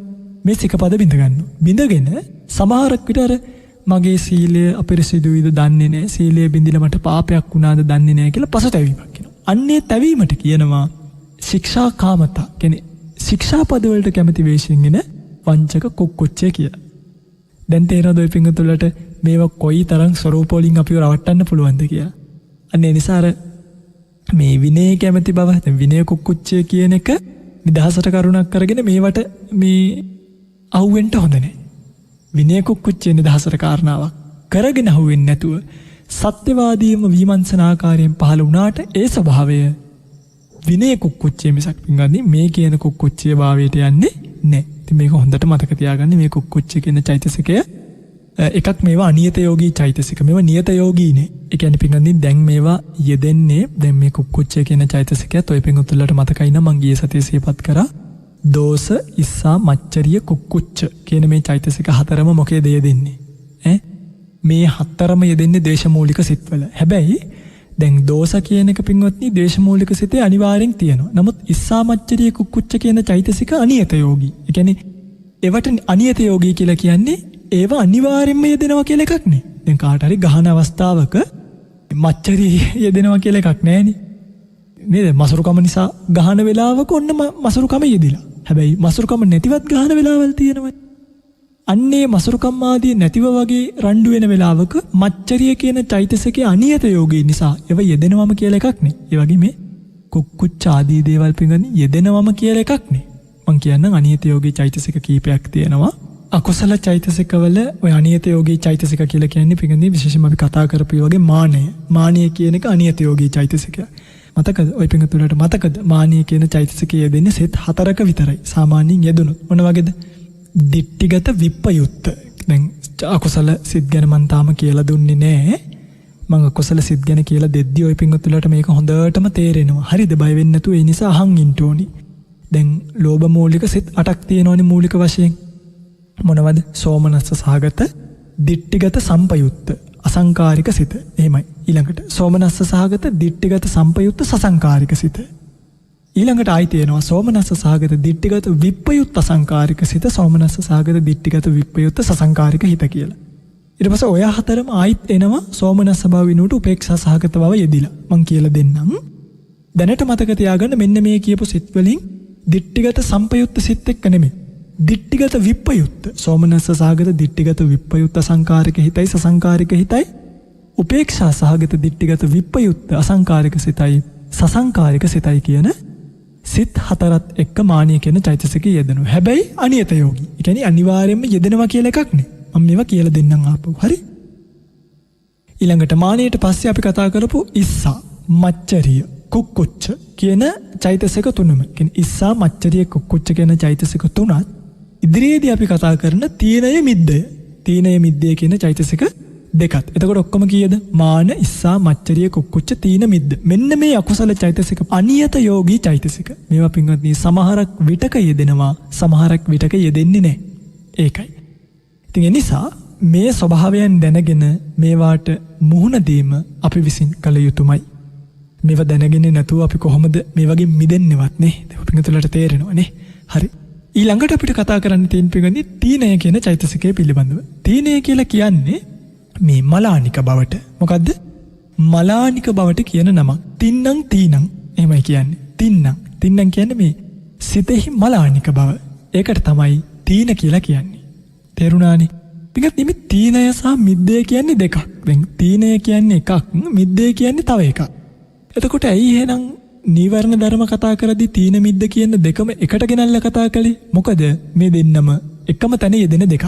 තීනය යෙදෙන තැන මිද්දයත් යෙදෙනවමයි. මිද්දේ යෙදෙන තැන තීනයත් යෙදෙනවමයි. දෙන්නම අනියත යෝගී. අනිවාර්යෙන් යෙදෙනවා කියලා එකක් නැහැ. හැබැයි දෙන්න තනි තනියෙන් යෙදෙන්නේ නැහැ. ඒකයි. තීනය යෙදෙන තැන මිද්දේ ඉන්නවමයි. මිද්දේ යෙදෙන තැන තීනය තියෙනවමයි. මොකක්ද මේ දෙකේ වෙනස කියලා අපි බලමු. තින්නය කියන එකේ ලක්ෂණය තමයි දැන් ලක්ෂණ රස පච්චපට්ඨාන පදට්ඨාන. ලක්ෂණය තමයි අනුස්සාහ ලක්ෂණ. මොකද්ද? උත්සාහයෙන් වෙන්වීම. අනුස්සාහ කියලා කියන්නේ පිටින් උත්සාහයෙන් තොරවීම. උත්සාහයෙන් තොරවීම තමයි ලක්ෂණය බවට පත් වෙන්නේ. විරිය පනෝද රසං. මොකක්ද මේ කියන්නේ? වීරිය නැසීම. විරිය පනෝද කියලා කියන පිටකදී වීරිය නැසීම. දැන් තීනේ ආපු කෙනාගේ වීරිය නැති වෙනවා. වීරිය නැති කරන එක තමයි මේ තීනේ කියන චෛතසිකේ කෘත්‍ය. එයාගේ වැඩේ තමයි. එයා එන්නේ සිතේ තියෙන වීරිය නැති කරන්නටයි. තේරෙනවද මම ඒකට කියනවා වීරිය පනෝද රසං කියලා. සංසීදන පච්චපට්ඨාන අයෝනිසෝ මනසිකාර පදට්ඨාන. සංසීදන පච්චපට්ඨාන මේ සිතත් එක්ක සංප්‍රයුක්ත ධර්මයන්ගේ. ඒ කියන්නේ මම මේක කියලා දෙන්නම්. සිතත් එක්ක සංප්‍රයුක්ත ධර්මයන්ගේ හැකිලීම. දැන් සිතත් එක්ක මොනවද සංප්‍රයුක්ත වෙන්නේ? ඒ සිත ඒත් එක්කම චෛතසික ධර්මනේ. දැන් එන්නේ සියලුම ස්වභාවයන්ගේ. ඒ සියලුම ගති ලක්ෂණයන්ගේ හැකිලීම තමයි සංසීදන කියන්නේ. හැකිලෙන ස්වභාවය තමයි මේකේ පච්චපට්ඨානි නැත්නම් වැටහීම් කාරණා බවට පත් වෙන්නේ. ආසන්න කාරණාව තමයි අයෝනිසෝ මනසිකාර පදට්ඨාන. නුනුවණින් මනසිකාරය කිරීම. දැන් බණහන කෙනෙක් අප්පෝ ඉතින් මෙහෙමයි කියලා නුනුවණින් මනසිකාරය කිරීම තුළ තමයි මේ තීනේ කියන එක බැහැ ගන්නට එන්නේ පින්වත්නි. අපි මිද්දේ ගැන ටිකක් කතා කරමු. එතකොට මේ දෙකම අපිට එකට කතා කරන්න පුළුවන්. හරි? මිද්දය කියලා කියන්නේ මිද්දනම් චෛතසිකයන්ගේ මලානික බව. දැන් අරක මොකද්ද කිව්වේ? තින්නම් කියලා චිත්තයාගේ මලානික බව. මිද්ද කියලා කියන්නේ චිත්තයාගේ මලානික බව නෙමෙයි. මේකේ බලපෑම ඇති කරන්න පින්වත්නි සසු සියලුම චෛතසික වලටයි. මිද්දේ කියන එක. තීනේ කියන චෛතසිකය ආවහම ඒක බලපාන්නේ සිතටම කෙලින්ම ඍජුවම සිතම පින්වත්නි මලානික භාවයට පත් කරනවා. මිද්දේ කියන චෛතසිකය අඩපණ කරන්නේ අනිත් චෛතසික ධර්ම. දැන් තේරෙනවද? දැන් තීනේ මිද්දේ දෙන්නම එකටනේ යෙදෙන්නේ. මේ දෙන්න යම් තැනක යෙදිච්ච ගමන් අරයා සිත අඩපණ කරගන්නවා, මෙයා චෛතසික අඩපණ කරගන්නවා. යෝගාවචරයොන් මොකද වෙන්නේ? ඈනුන් ඇරෑර නිදි කිරා වැටෙන්නේ. තීනේනුයි මිද්දේනුයි ආක්‍රමණයක් එල්ලුණාට පස්සේ ඔන්න අපේ සිතට වෙන ස්වභාවය. මිද්දේ බලන්න මේ මිද්දේ මොකද ස්වභාවය කියලා. මිද්දේ ලක්ෂණය තමයි අකම්මඤ්ඤතා ලක්ෂණ. අකම්මඤ්ඤතා මේ සංප්‍රයුක්ත ධර්මයන්ගේ අකර්මණ්‍ය බව. අකර්මණ්‍ය ස්වභාවය තමයි මේකේ පින්වත්නි ලක්ෂණේ බවට පත් වෙන්නේ. ඕහනන රසං. ඕහනන රසං කියන්නේ ඕහනන රසං කියලා කියන්නේ සංප්‍රයුක්ත ධර්මයන් පින්වත්නි බන්ධනයකට ලක් කරගන්නවා. ඒවා බඳිනවා. අන්නේ බැඳීම් ස්වභාවය තමයි මේකේ කෘත්‍ය බවට පත් වෙන්නේ. කියන්නේ ඒවට ඕන විදියට දුවන්න දෙන්නේ නැහැ. කොච්චර භාවනා කරන්නම් කියලා ඉඳගත්තත් මිද්දේ ආපු ගමන් ඒවා එකට බැඳගෙන ගුලි කරගෙන අපිට අපේ වැඩේ කරන්න දෙන්න නැතුව ඒ වගේ කෘත්‍ය ඒගොල්ලෝ කරනවා. තේරුණා නේද? එතකොට මේකේ වැටහෙන්නේ මොකද්ද? ලීන භාව පච්චපට්ඨාන. අරමුණෙහි පිඟුනි සැඟවුණු බව. කියන්නේ ආරම්මණී නිසියාකාරීව ගන්නෙ නැහැ. ලීන භාවය. මේ අරමුණේ සැඟවිච්ච ස්වභාවය තමයි වැටහීම් කාරණා බවට පත් වෙන්නේ. කියන්නේ දැන් භාවනා කරන්න යනවා. ආනාපානිය දිහා බලන් ඉන්නවා. දැන් මොකද වෙන්නේ? අරමුණ ටිකක් වෙලා යනකොට අන්න අරමුණ සැඟවීම. Tamanගේ සිතගත් අරමුණ සංගවලා මිද්දයට යට කරන ස්වභාවය තමයි මේකේ වැටහීම් කාරණා බවට පත් වෙන්නේ. අයෝනිසෝ මනසිකාර පදට්ඨාන. ඒ කියන්නේ පෙර කිව්වා වගේම නුනුවණින් මෙනෙහි කිරීම තමයි ආසන්න කාරණා බවට පත් වෙන්නේ. එතන මේ මිද්දය කියලා කියන්නේ තීනේ මිද්දේ වෙනස අපි හොඳට තේරුම් ගන්න ඕනේ. තීනේ කියලා කියන්නේ සිතෙහි මලානික බවයි. මිද්දේ කියලා කියන්නේ චෛතසිකවල වේදනා සංඥා සංකාර කියලා අනිත් චෛතසික සියල්ල. මිද්දේ කියන්නේ චෛතසිකයක්. අනිත් චෛතසිකවල මලානික බව ඇති කිරීම තමයි මේ මිද්දේ ස්වභාවයේ බවට පත් වෙන්නේ. තේරුණා නේද? එනිසාම අටුවාව දක්වනවා තීනං චිත්ත ගේලඤ්ඤං මිද්දං කන්දත්තය ගේලඤ්ඤං. තීනේ කියලා කියන්නේ සිතෙහි ගිලන් බවයි. ගේලඤ්ඤං කියන්නේ ගිලන් බව. මිද්දේ කියලා කියන්නේ ස්කන්ධත්‍රයාගේ මොනවාද ස්කන්ධ තුන? වේදනා සංඥා සංකාර කියන ස්කන්ධ තුනෙහි ගිලන් බවයි. එන්න මෙහිම අටුවාව මේ ගැන දක්වලා තියෙනවා. මේ දෙකෙන් වෙන්නේ නිින්ද යන එක තමයි. තේරුණා නේද? නිදාගෙන වැටෙන එක තමයි මේකෙන් සිදුවෙන කාරණා බවට පත් වෙන්නේ. අවසානයේදී ඉතින් හොඳටම මේකේ නිින්ද යනවා. පෙඟන්නේ මේක දැන් මේ තීන මිද්දය හරියට මෙන්න මේ වගේ අපි උපමාවක් කල්පනා කරමු. දැන් නුවරක් වහලා තියෙනවා. නුවර වහලා තියෙනකොට දැන් තියෙනුනේ ලොක්ඩවුන් කියලා එකක් ඇවිල්ලා. දැන් ඔන්න ඔය පිංගතුල ලොක්ඩවුන්. හරිද? ගෙවල් වල ඇඳිරි නීතිය දාලා දැන් ලොක්ඩවුන් වෙලා. දැන් ඔය පිංගතුලට එළියට යන්න පුළුවන්ද? අන්නේ වගේ බෑ වගේ මේ තීන මිද්ද කියන චෛතසික වලින් විශේෂම මිද්ද කියන චෛතසිකයෙන් වහපු ධර්මතා එතනින් පිටට යන්න විදිහක් නෑ. මිද්දේ කියන්නේ ඒ වගේ බරපතල එකක්. තේරුණාද මම මේ කියන එක? අන්න ඒ නිසා මේක පින්වත්නි මේ රහතන් වහන්සේලාටනේ. පෘථග්ජනයන්ටත් ශේක්ෂයන්ටත් ඒ කියන්නේ රහත් වෙනකන් මාර්ගඵලවල ඉන්න උතුමන් වහන්සේලාටත් මේ තීන මිද්දේ කියන දෙක තියෙනවා. නිදා ගන්න කලිනුත් නිින්දෙන් නැගිට්ටට පස්සෙත් දැන් ඔය නැගිට්ට ගමනුත් තීන මිද්දේ තියෙනවනේ නේද? සමහරුන්ට කම්මැලිනේ අන්න ඒ වගේ. රහතන් වහන්සේලාටනේ. ඇයි? අරහත් මාර්ග ඥානියෙන් තීන මිද්ද දෙක නැති කළා. එතකොට රහතන් වහන්සේලා නිින්දින්නේ නැද්ද? යනවා. තීන මිද්දේට වැටිලා නෙමෙයි නිදාගන්නේ. සෙහෙනුවණින් මොකක් වෙනවද? භවංගගත වෙන එක තමයි වෙන්නේ. සිත භවංගයටපත් වෙනවා. එතකොට සෙහෙනුවණින් නිින්ද යනවා.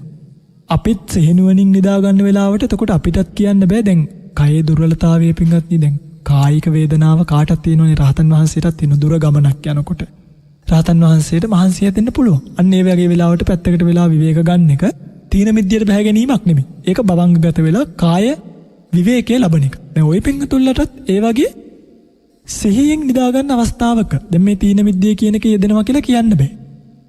එනිසා තීන මිද්දේ කියලා කියන්නේ ඔය නිකන් ඔහි ආවට ගියාට වැනි නිදා ගන්න නැත්තන්ට ඇති වෙන ස්වභාවයක් මිසක් ඇයි දැන් තීන මිද්දේ කියන එක නියත යෝගීද අනියත යෝගීද? අනියත යෝගීනි. ඒකට ඒක ඇති වෙනවමයි අන්න තීන මිද්දේට වැටිලා මහරයත් බුදු කියලා කියන්න බෑ. මොකද සාමාන්‍ය නිදා ගන්න ස්වභාවයෙන් නිදාගත්තාම ඒක භවංගගත වීමක් විදිහට වෙන්නත් පුළුවන්. හැබැයි ඔය නිදාගෙන නැකිට ගමන් වගේ මේ මොකක් වෙනවද? ටිකක් මේ තීන මිද්ද ස්වභාවය එනවනේ. අන්න ඒකට කියනවා නින්දට පස්සෙන තීනේ මිද්දේ කියලා. මේ තමයි තීන මිද්දේ ස්වභාවය. ඉතින් පිටින් මේ තීන මිද්දේ ගැන කතා කරද්දි මේ තීන මිද්දේට අහු වෙලා කියන්නේ මේ වංචක ධර්ම කියලා අපි කියන්නේ වංචක ධර්ම ස්වභාවයකුත් එන්න පුළුවන්කම තියෙනවා. සමාධි වේශයෙන් එන්න පුළුවන්. ඊළඟට පරීක්ෂණතා වේශයෙන් එන්න පුළුවන්. ආත්ම ගෞරවයේ වේශයෙන් එන්න පුළුවන්. හරිද? ආත්ම ගෞරවයේ වේශෙනුත් එන්න පුළුවන්. එකින් එක විග්‍රහ කරන්න කාල වේලාව ටිකක් අඩුයි. නමුත් මම උත්සාහ කරන්නම් තියෙන වේලාව ඇතුළත ටිකක් ඉක්මනට මේ පිළිබඳව ඔය පින්වතුන්ලට පුංචි හරි දැනුවත් කිරීමක් කරන්න. ඔය තීන මිද්දේ ස්වභාවයෙන් එන වංචක ධර්මී පින්වත්නි ගොඩක් මේ පුද්ගලයන්ට තියෙන ගැටලුවක් තමයි මේ සමාධි වේශයෙන් එන තීන මිද්දයට අහු වෙන එක. මොකක්ද මේ? දැන් හැබැයි මෙහෙමයි තීන මිද්දේ කියන එක සාමාන්‍ය ජනතාවට ඇති වෙන එකකුත් නෙමෙයි. මේවා නිකන් භාවනාව කරන සමාධිය වඩන යෝගාවචරයන්ට ඇති වෙන එකක්. ඉතින් සාමාන්‍ය මිනිසුනුත් මේක ඉන්න පුළුවන්. මේ සමාධිය වැඩිම කියන්නේ පිටකන්දි හරීම වෙහෙසටපත් වෙන කාරණාවක්. සාමාන්‍යයෙන් ඔය කියනවා දවසක් වැඩ කරන කෙනෙක්ට වඩා අමාරුයි පැයක් සමාධිය වඩන කෙනෙක්ට කියලා. කියන්නේ ඒක වඩන කෙනා තමයි ඒක දන්නේ. අනිත් අය හිතන් ඉන්නේ මේක මේ ගහක් යටට වෙලා කම්මැලිකමේ ඉන්නවා කියලා. හැබැයි කරන කෙනා තමයි දන්නේ මේක කොච්චර අමාරු වැඩක්ද කියලා. අර අනිත් අය කියන්නේ කම්මැලි භික්ෂුන් වහන්සේලා භාවනා කර තොපිලා හිටපල්ලා. එහෙමත් කියනවනේ අපි කුඹුරකට හරි බැහැ ගන්න. එහෙමත් කියනවා සමහරු. මේක කරලා බලන්න ඕනේ මේ කොච්චර අමාරුද කියලා. ට්‍රැක්ටරයක් කෙලවලා කුඹුරක් කනවා වගේ ලේසිද ගහක් යටට වෙලා සමාධිය වඩනෙක් කියලා තේරෙනවා. සමහරුන්ට පින්ගන්දි මෙන්න මේ සමාධිය අතුරුදහන් වෙලා ඒ සමාධිය වෙනුවට තීන මිද්දේ පහළ වෙනවා. එතකොට අර තීන මිද්දේ පහළ වුණාම සමාධිය වඩනවා කියලා හිතාගෙන තීනේ මිද්දයට යට වෙලා ඉන්නවා.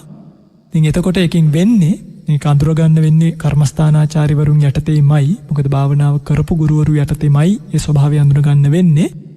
මේක වෙන විපාකය තමයි ඒ තමන්ගේ යෝග කාලයේ නිෂ්ඵල කාලයක් බවට පත් වෙනවා. අර පැයක් ඉඳගෙන ඉඳපු එක වැඩක් නෑ. ඒකයි. ඒක නිකන් අපත යන කාලයක් බවට පත් වෙනවා. ඊළඟට ඥාන වේශයෙන් අර දැන් අපි හිතමුකෝ ඔන්න මොකක් හරි හොඳ වැඩක් කරන්න තියෙනවා. හරි මොකක් හරි වැඩක් කරන්න තියෙනවා. දැන් මොකද වෙන්නේ? ඥානීය වේශයෙන් එනවා. අනේ ඉතින් ඕවා කරා කියලා වැඩක් නෑ. ඕවා කරලා කාටද හරි ගියේ මෙහෙමයි.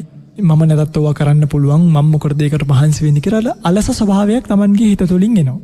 අන්නේ තීන මිද්දේ පිංගන්දි දැන් මං හොඳ වෙලාවට ඕවට නොගියේ. ඒ වගේ ඥාන වේශයෙන් පහළ වෙනවා. මේකෙන් වංචිත භාවයට පත් වෙච්ච අය මොකද කරන්නේ? කල යුත්ත අතහරිනවා. කියන්නේ යන්න ඕනි ගමන යන්නේ නෑ, කරන්න ඕනි දේ කරන්නේ නෑ. කම්මැලිකමට සියල්ල අතහැරලා දාලා නිකන් ඉන්න ස්වභාවයක් තමයි තියෙන්නේ. ඒ වගේම පරීක්ෂණතා වේශයෙන්. ඒ කියන්නේ අර අමාරු වැඩක් ආවහම ඕවා පරීක්ෂා කරන්න නැතුව කරන්න හොඳ නෑ. හොඳට පරීක්ෂා කරලා තමයි කරන්න ඕනි. ඒකේ தත්ත්වය හොඳට දැනගන්න ඕනි. ඒ නිසා දැම්ම කරන්න ඕනේ මං ටිකක් පස්සට ගිහිල්ලා කල්පනා කරලා කරන්නම්. එහෙමයි මෙහෙමයි කියලා මොකද කරන්නේ? අලසයන් පිංගන්දි Tamanගේ වැඩේ පස්සට කල් දානවා. අන්නේ කල් දාන්නේ ඇත්තටම අලසකම නිසා මිසක් ඇත්තටම පරීක්ෂා කරලා කරන්න එහෙම නෙමෙයි කියලා දැනගන්න ඕනේ. ඒක තමයි පරීක්ෂණතා වේශයෙන් එන වංචක තීන මිද්දේ කියලා කියන්නේ. ඊළඟට තව එකක් එනවා පිංගන්දි මේ ආත්ම ගෞරවයේ වේශයෙන්. කොහොමද එන්නේ ආත්ම ගෞරවයේ වේශයෙන්? මේවා කරලා මගේ නමටත් හොඳ නෑ, මගේ නමටත් කැලලක් වෙයි, මේ වගේ පහත් වැඩ මම කරන්න හොඳ නෑ. දැන් සමහරුන්ට ඕක තියෙනවා.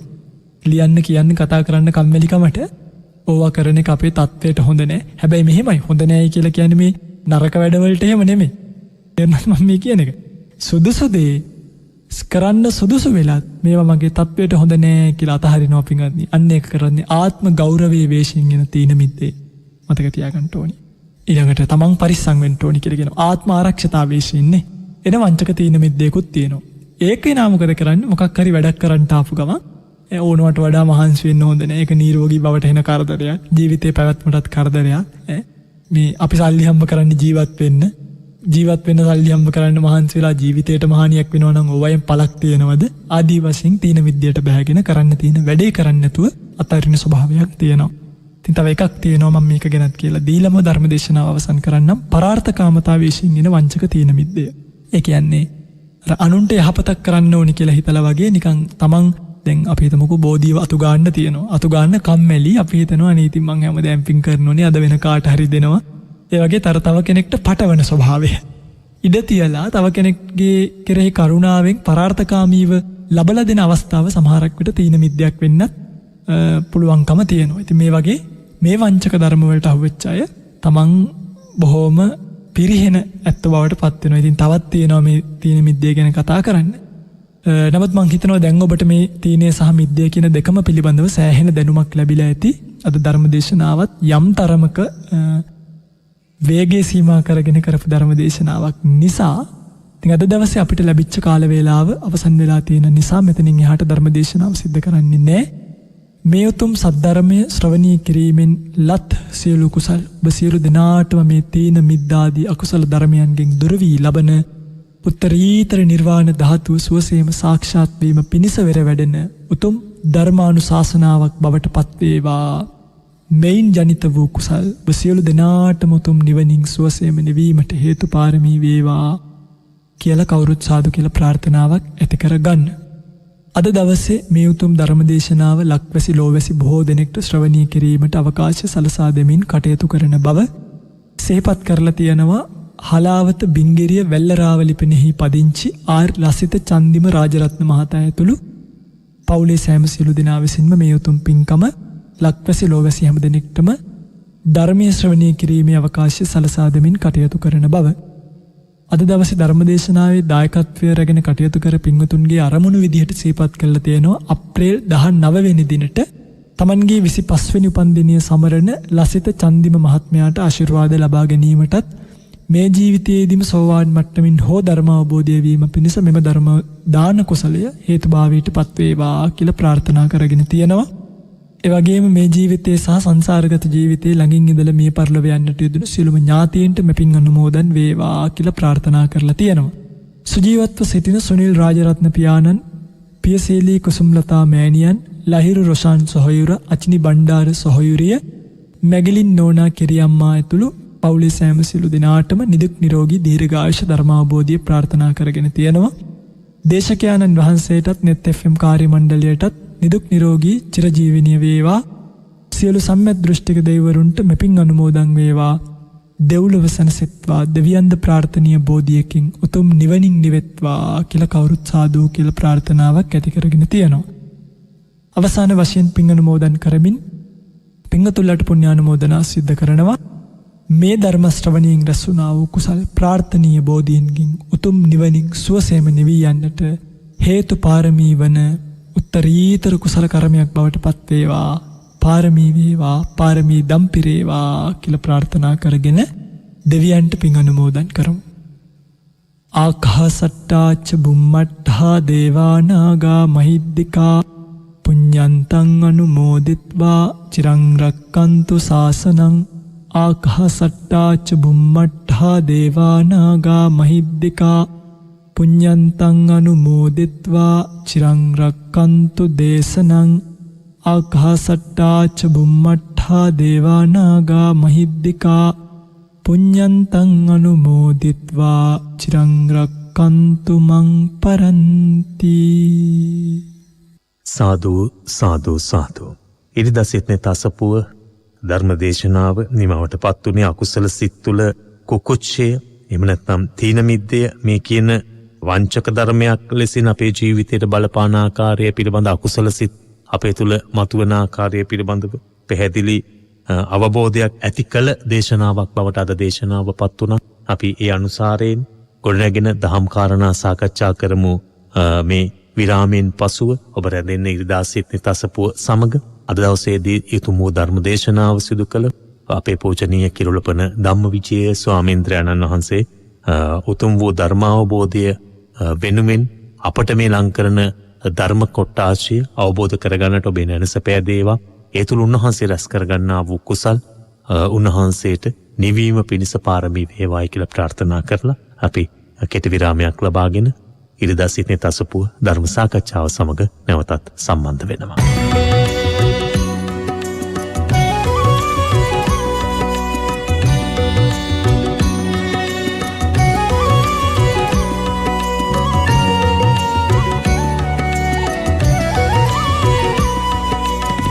දස බලධාරී බුදුරජු පෙර කල ඉපිද හිමාලේ කිඳුරෙකු ගීලා. දස බලධාරී බුදුරජු පෙර කල ඉපිද හිමාලේ කිඳුරෙකු ගීලා. වසනා සඳෙහි කිඳුරංග සමගා වනයේ තුටිනා ප්‍රේමය පාලා. වසනා සඳෙහි කිඳුරංග සමගා වනයේ තුටිනා ප්‍රේමය පාලා. දස බලධාරී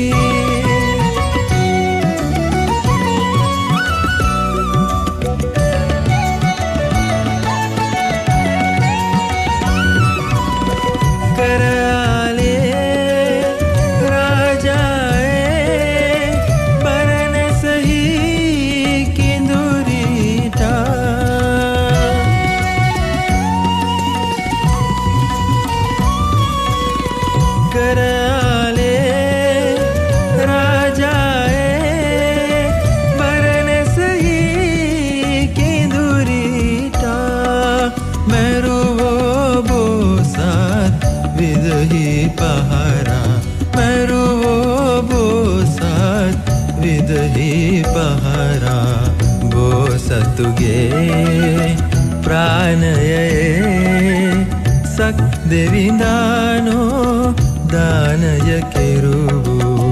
බෝසතුගේ ප්‍රාණයේ සක් දෙවිඳානෝ දානය කෙරුවු. දස බලධාරී බුදුරජු පෙර කල ඉපිද හිමාලේ කිඳුරෙකු ගීලා. වසනා සඳෙහි කිඳුරංග සමගා වනයේ තුටිනා ප්‍රේමය පාලා. වසනා සඳෙහි කිඳුරංග සමගා වනයේ තුටිනා ප්‍රේමය පාලා. දස බලධාරී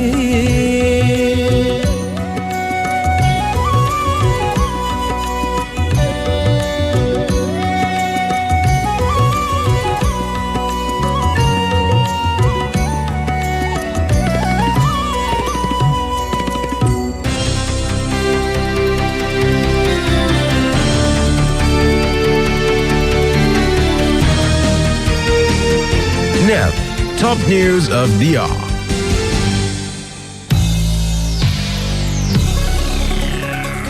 මේ වන විට ශ්‍රී ලංකාවෙන් වාර්තා වන මුළු කොරෝනා රෝගීන් ගණන 269. මේ අතර කොරෝනා රෝගය පැතිරීම ශ්‍රී ලංකාව තුළ පාලනය වී ඇතත් අවදානම තවමත් පවතින බව වෛද්‍යවරුන් පවසනවා. IDH රෝහලේ කායික රෝග පිළිබඳ විශේෂඥ වෛද්‍ය ආනන්ද විජේවික්‍රම නෙට් නිවුස් වෙත කියා සිටියේ රෝගය ගැන කිසිවෙකුටත් අනාවැකියක් පළ කළ නොහැකි බවයි. අනාවැකියක් කියන්න බෑ මං හිතන්නේ කාටවත්ම. මොකද අපි තාමත් දකිනවා දෙවෙනි රටවල මේක දිගින් දිගටම පැතිරෙනවා. සමහර දැන් චීනේ තත්ත්වය නම් දැන් අඩු තත්ත්වයක පවතින්නේ. නමුත් අනිත් බොහෝ රටවල තාම මේ රෝගය පැතිරීම සිදු වෙනවා. චීනේ වුණත් යම්කිසි බයක් තියෙනවා නැවත වරක් රෝගය පැතිරීමක් එයිද කියලා. වූහාන් ප්‍රාන්තයේ ගමනාගමනයට ඉඩ දීලා තියෙනවා. දැන් මං හිතන්නේ මාස 3කට පස්සේ. නමුත් දැනට තාමත් උන්ගේ විවිධ සීමාවන් තියෙනවා. අපි මේ ප්‍රාන්තීය වෛද්‍යවරයෙක් සමග සාකච්ඡාවක් පැවැත්වුවා. වුණා මේ රෝගීන් ප්‍රතිකාර සම්බන්ධයෙන්. ඔහු කිව්වේ තාම මේ ප්‍රාන්තයේ ඉස්කෝල නිවාඩු දීලා තියෙන්නේ කියලා. ඒ වගේ තාමත් ඒ වුන් සීමාව අත තමයි ඒ ලිහිල් කිරීම සිදු කරගෙන යන්නේ. ඒ නිසා අපිට මේ සම්බන්ධයෙන් අනාවැකි කියන එක බැහැ කියන්න.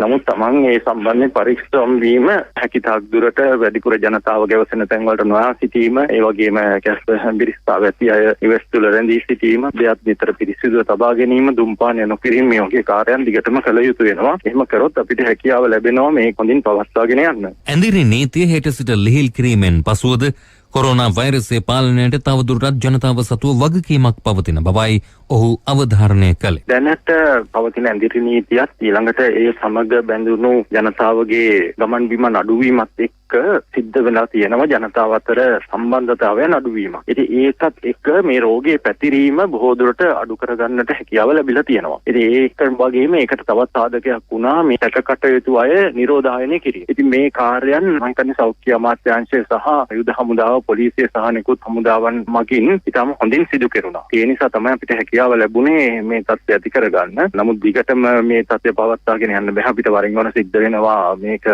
වෙනස් කරන්න. ඒ තීරණය රජය විසින් ගත යුතු තීරණයක් වෙනවා. දැන් ඇඳිරි නීතිය යම් කිසි ආකාරයකින් ලිහිල් කරන්න තීරණය කරත් අපි මේ වත්පිළිවෙත් දිගටම පවත්වාගෙන යා යුතු වෙනවා. එකිනෙක අතර දුර පවත්වා ගැනීම, එකිනෙක අතර සම්බන්ධතාවයන් ගැටෙන ආකාරයට අඩු කිරීම අපි දකිනවා. දැන් සමහර රටවල දැන් ලංකාවේ ඇඳිරි නීතිය තත්ත්වය පවත්වන කාලය තුල ඒ ආසන්න පටන් ගත්ත කාලයේම ඇඳිරි නීතිය වගේ මේ ලොක්ඩවුන් එකකට ගිය යුරෝපීය රටවල් වල මේ කාලය තවත් දික් කරලා තියෙනවා. නමුත් අපිට මං හිතන්නේ ලංකාවේ රෝගී තත්ත්වයන් අඩු නිසා ඊට වඩා වෙනස් තීරණ සමහරට ගන්න හැකියාව තියෙයි. ඒ ගත්තා වුණත් අපි ජනතාව තමන් පරිස්සම් වෙන්න ඕන තමන්ගේ ආරක්ෂාවට. ඒක තමයි අවශ්‍ය වෙන්නේ. යුද හමුදාපති ලුතිතන් ජෙනරාල් ශවේන්ද්‍ර සිල්වා නෙත් නිවුස් වෙත සඳහන් කළේ තමන් කොවිඩ් ආසාදිතයෙකු නොවීමට සෑම පුද්ගලයෙකුම වග බලා ගැනීම අතිශය වැදගත් බවයි. අත්‍යවශ්‍ය සේවා සහ රැකියා සඳහා යන පුද්ගලයන්ට ඇඳිරි නීතිය තවදුරටත් ක්‍රියාත්මක ප්‍රදේශ හරහා වැටි ඇති මාර්ග ඔස්සේ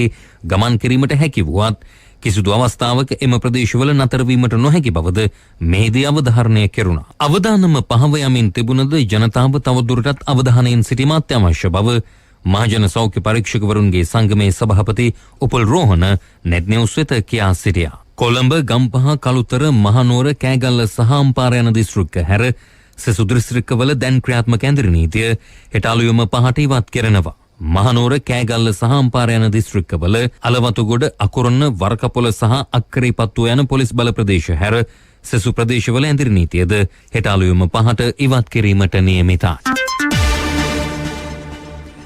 COVID-19 වසංගත රෝග සමයේ විදේශගතව සිටින ශ්‍රී ලාංකික සිසුන් මෙරටට ගෙන්වා ගැනීමේ වැඩසටහන යටතේ පළමු සිසුන් කණ්ඩායම ඉදිරි සතියේදී මෙරටට පැමිණීමට නියමිතයි. ඒ අනුව සිසුන් 215ක් පාකිස්තානයේ සහ ඉන්දියාවේ සිට මෙරටට පැමිණෙනු ඇති.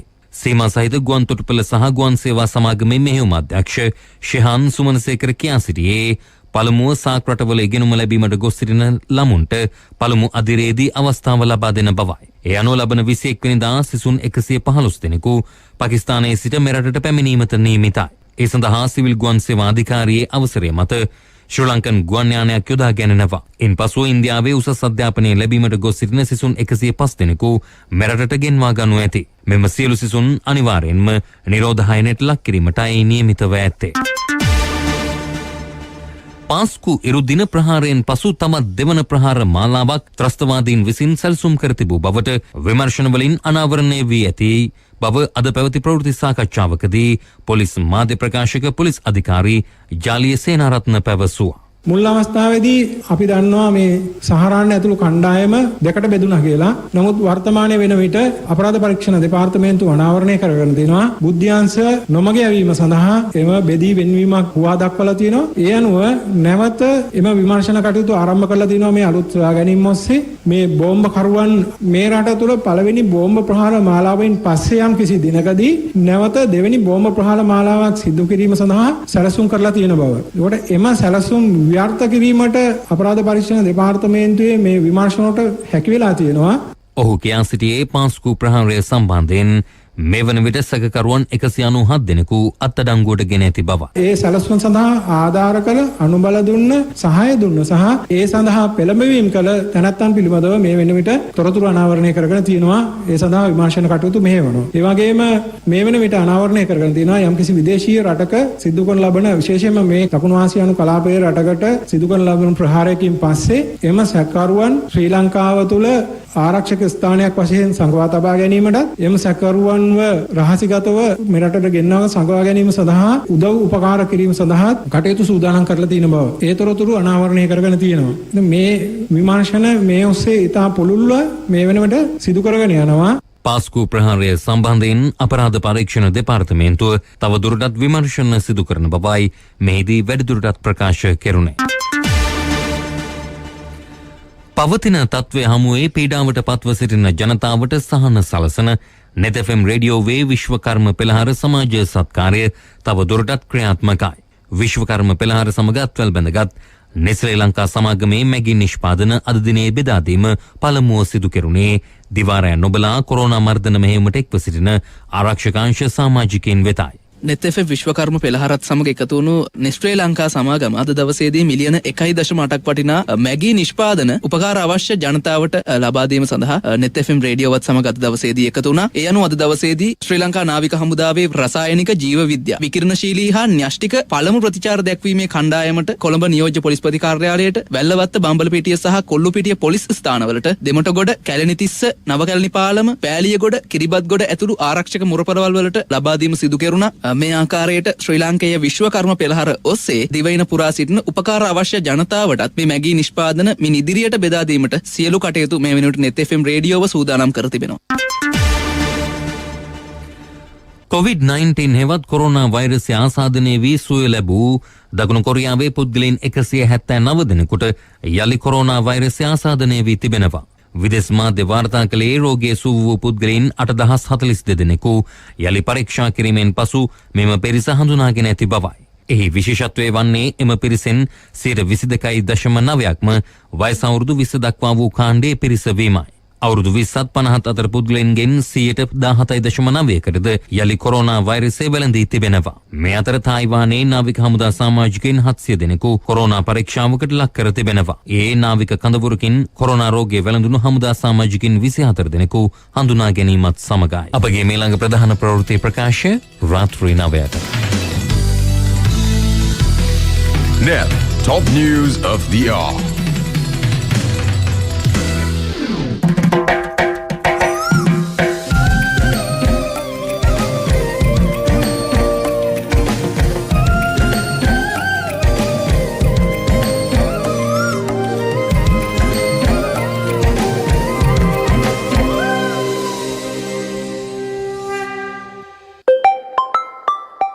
ඇඳිරි නීතිය ඉවත් කළද අත්‍යවශ්‍ය කාරණා සඳහා පමණක් නිවසෙන් බැහැරවන්න.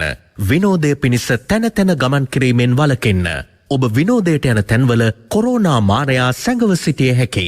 අවධානයෙන් ඉන්න. ඔබේ සෞඛ්‍ය ආරක්ෂාව වෙනුවෙන් net FM සිහි කැඳවීමක්.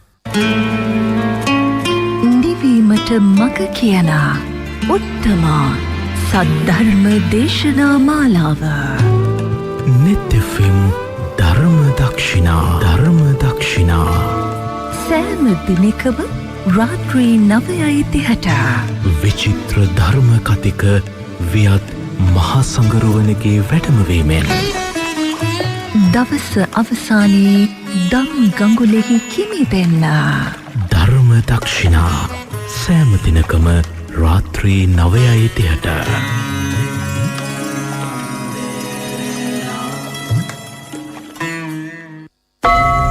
තුන්සිත නිවා සනහන තුනුරුවනේ ආශීර්වාදයෙන් ඔබ සැම සුවපත් වේවා.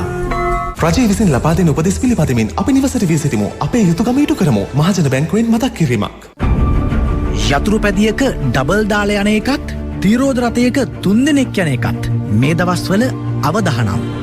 වැදගත් වෙන්නේ Taman ළඟ සිටින කෙනා සමග කොයිතරම් දුරකින්ද ඉන්නේ කියන එක. අපි කියන්නේ හැමතිස්සෙම අඩු ගණනේ මීටරයක දුර තියාගන්න කියලා Taman ළඟ ඉන්න කෙනාට වඩා. දැන් ඇත්තටම සමහර රටවල කියනවා මීටර් 2ක දුර තියාගන්න කියලා කියන වඩාත් හොඳට. ඉතින් දැන් මේ ත්‍රිවිල් එකක හෝ බයිසිකල් එකක යනවා නම් කීප දෙනෙක් යන විට මේ තත්ත්වය කරන්න බැරි වෙන නිසා ඉතින් ඒක සුදුසු වන්නේ නැහැ. මොකද ඒ කෙනෙකුට යම් විස බීජ තිබුණොත් අනිත් තැනත්තාට පහසුවෙන් බෝවීමේ ඉඩකඩ තිබෙනවා. ඉතින් ඒ නිසා හැම විටම උත්සාහ කළ යුතුයි තවත් කෙනෙක් ළඟ සිටින විට ඔහු සමග අඩු ගණනේ මීටරයක දුරක් හෝ පවත්වාගෙන යාමට.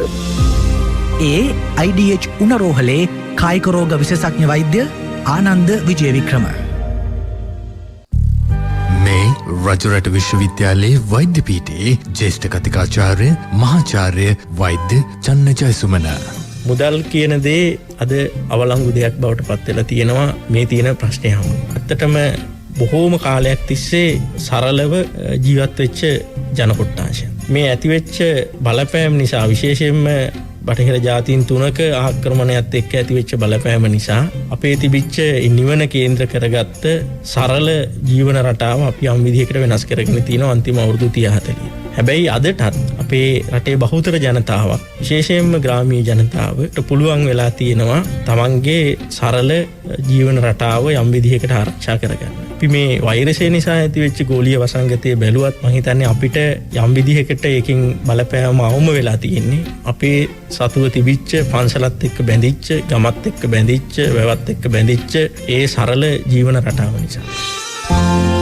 සැබෑ ශ්‍රී ලාංකිකයෙකු වන්න. හොඳයි අපි නැවතත් ඉරිදා සිත්නේ තසපුව ආරම්භ කරමින් ධර්ම සාකච්ඡාවට යොමු වෙන්නට සූදානම් වෙන්නේ. අද දේශනාව තුළ අපි වෙනදා වගේම අකුසල සිත් පිළිබඳවයි දේශනාව ඔබට සමීප කළේ. බොහොම වැදගත් වූ කාරණා රසක් අන්තර්ගත කරලා විශේෂයෙන්ම අභිධර්මය කියන මේ ගැඹුරු ධර්ම කොටාශය බොහොම සරල ලෙසින් සුමට ලෙසින් හඳුනා ගන්නට මේ ගුවන්විදුලි මාධ්‍ය තුළ උපරිමයෙන්ම ඔබට ලං කරන්නට පෙපෝජනීය කිරුළපන ධම්මවිජය ස්වාමීන් වහන්සේ කටයුතු කරනවා. ඉතින් අද දවස තුලදී තීන මිද්දය පිළිබඳ කුක්කුච්චය පිළිබඳව මේ දහම් කාරණාවන් පැහැදිලි කර දෙන්නට තමයි ධර්මදේශනාවේදී උන්වහන්සේ කටයුතු කළේ. මම හිතන්නේ අපේ ශ්‍රාවකයෝ ලියාගෙන මේ කාරණා නැවත නැවත හොඳින් අවබෝධයෙන් යුක්තව ශ්‍රවණය කරමින් ජීවිතයට ධර්මය එකතු කරගන්න මොහොතක්. ඒ වගේම විශේෂයෙන්ම gedara වැඩි වශයෙන්ම කටයුතු කරන කාල රාමුවක් නිසා ඔවුනට විශේෂ කොට මෙය නැවත නැවත මෙනෙහි කිරීමේ නැවත නැවත කියවා බැලීමේ නැවත නැවත ශ්‍රවණය කිරීමේ වාසනාව ලැබිලා තිබෙනවා. ඒ නිසා එය හොඳ අවස්ථාවක් බවට පත් වෙනවා. මම හිතන්නේ අද දවසේ වැඩසටහන තුලදීත් ඒ ගැඹුරු දහම් කාරණා පිළිබඳ තිබෙන දැනුම අවබෝධය තවත් වැඩි කරගන්නට ඔබට අන්තර්ජාලයට ප්‍රවේශ වෙලා සිත්නේ තසපුව ශ්‍රවණය කිරීමේ වාසනාවක් ලැබෙනවා. net fm බණ කියන YouTube channel ඔස්සේ අපි මේ ධර්මදේශනාවට සමීප කරන ඒ වගේම අපේ පූජනීය කිරුළපන ධම්මවිජය ස්වාමීන් වහන්සේගේ නමින් තිබෙන Facebook ගිණුමේ පිටුවේ මේ ධර්මදේශනාවන් ශ්‍රවණය කිරීමේ වාසනාව ඔබට ලැබිලා තිබෙනවා. ඒ නිසා අපි ඔබට ආරාධනා කරනවා යම් කෙනෙකුට ධර්මය නැවත අහනුවමනාවක් තිබෙනවා නම් මේ ධර්ම කාරණා පිළිබඳව නොවැටහුණු යම් කාරණාවක් නැවත ශ්‍රවණය කිරීමෙන් පහදා ගන්නට හැකියාවක් තිබෙනවා කියලා විශ්වාස කරනවා නම් ඔබට ඒ අවස්ථාව තුළ ධර්මය නැවත නැවත ශ්‍රවණය කිරීමේ වාසනාව හිමි වෙනවා. අපි ඒ සඳහා ඔබට ආරාධනා කරමින් ධර්ම සාකච්ඡාව ආරම්භ කරන්නට සූදානම් වන මොහොත පදවි ශ්‍රීපුර ලස්සනගම වනසේනාසනාධිකාරී පූජනීය කිරුළපන ධම්මවිජය ස්වාමීන් වහන්සේ අද දවසේදීත් අපිට සුපුරුදු විදියට මේ ධර්ම දේශනාව ධර්ම සාකච්ඡාව සිත්නේ තසපුව තුළ දහම් කාරණා පැහැදිලි කරමින් වැඩ සිටින්නේ. බොහොම ගෞරවණ වහන්සේව ධර්ම සාකච්ඡාවට නැවත වාරයක් පිළිගනු ලබනවා. අපි හැමදෙනා දැන් මේ අකුසල සිත් පිළිබඳව අද දේශනා කරපු කුක්කුච්චය පිළිබඳව ඒ වගේම තීන මිද්දය පිළිබඳව අපි වැඩි වශයෙන්ම ඒ කාරණා ඇහුවා නම් නැත්නම් මේ වචන අපි ඇහුවා නම් වැඩිපුරම අහලා තියෙන්නේ භාවනාව සම්බන්ධව තමයි අපිට මේ නීවරණ ධර්මයන් එක්ක මේ කාරණා පිළිබඳව යම් තාක් දුරකට හෝ අසන්නට අවකාශය ලැබුණේ. ඒ භාවනාව තුළ අපි මේ කුක්කුච්චය එහෙම නැත්නම් තීන මිද්දය ගැන පැහැදිලි කරන ආකාරයෙන්මද අපේ හාමුදුරනේ මේ අභිධර්මයේ තුල ඒ කාරණා පිළිබඳ දහම් කාරණා පිළිබඳව දහම් පදයන් පිළිබඳව පැහැදිලි කරලා තිබෙන්නේ නැත්නම් ඊට වැඩිය ගැඹුරකින්ද අපි භාවනාවේදී මේවා අවශ්‍යයි කියලා හිතුවාට එය භාවනාවට පමණ අදාළවන්නේ කියන කාරණය පැහැදිලි කරලා සාකච්ඡාවට ප්‍රවේශයක් දෙන්න. මොකද බහුතරයක් දැන් නිවසේ ඉඳලත් භාවනා කරන්නට පුරුදු වෙමින් සිටිනවා. කටයුතු කරන. ඉතින් ඒ අයට තවත් මේ දහම් කාරණා තුල වහන්සේ පහදලා දෙන අනුශාසනා කරන කාරණා ශ්‍රවණය වීමත් එහෙම නැත්නම් කන වැකීමත් එක්ක එය හඳුනාගෙන ධර්මයට යොමු වීමේ අවකාශය වැඩි වශයෙන් උදා වෙන නිසා භාවනාව සහ මේ ඔබ වහන්සේ පහදලා දෙන අකුසල සිත් අතර අද දේශනා කරපු කාරණා අතර තිබෙන සම්බන්ධයත් පැහැදිලි කරලා සාකච්ඡාවට යොමුවක් ලබා දෙන්නට බොහොම ගෞරවයෙන් ආරාධනා කරනවා. හොඳයි හැම දිනෙකටම තෙරුවන් සරණයි. වරුණයි මෙහෙමයි දැන් අභිධර්මයයි ධර්මයයි කියන්නේ මං හැමදේම කියන කතාවක් දෙකක් නෙමෙයි. එතකොට මේ අභිධර්මය කියන්නේ වෙනම විෂයකුත් ධර්මය කියන්නේ වෙනම විෂයකුත් නෙමෙයි. මෙතනදී වෙනස තමයි ධර්මයේදී සාමාන්‍ය ඕලාරික උපමා අරගෙන දේශනා කරපු යම් යම් කරුණු.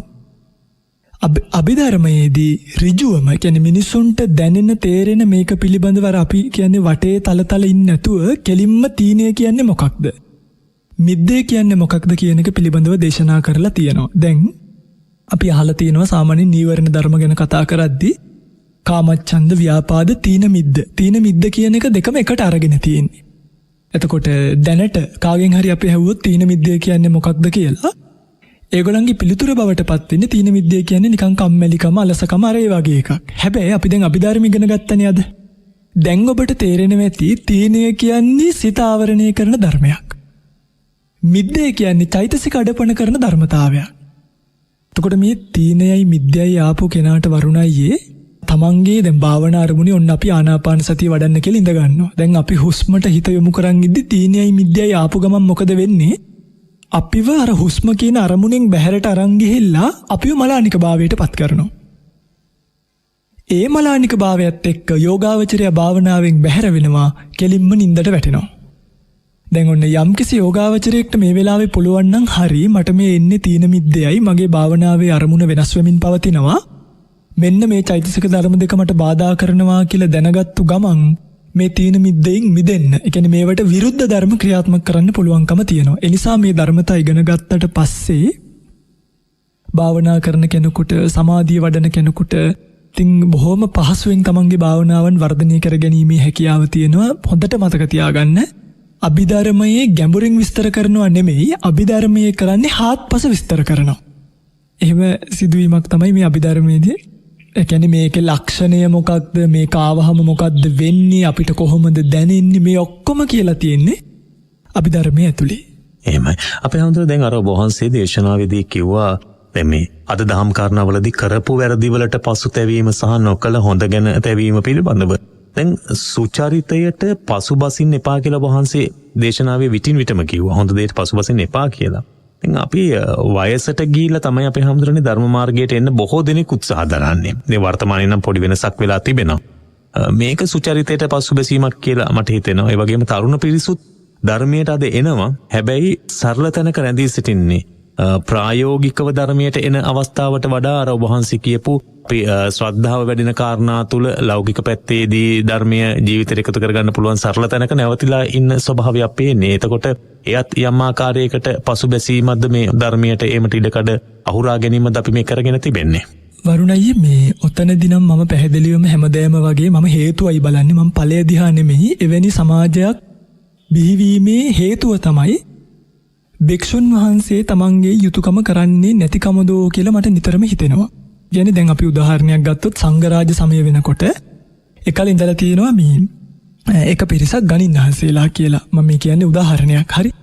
එතකොට ඒ ස්වාමීන් වහන්සේලා මොකද කරලා තියෙන්නේ? ස්වාමීන් වහන්සේලා වගේ හිටපු අය පාංශකූල වලට ගිහිල්ලා වරුණයි ඒ පාංශකූලේ දීලා මිනිස්සුන්ට කියනවලු මේ අද රැයට පෙරේතයා මාත් එක්ක කතා කරන්න එනවා.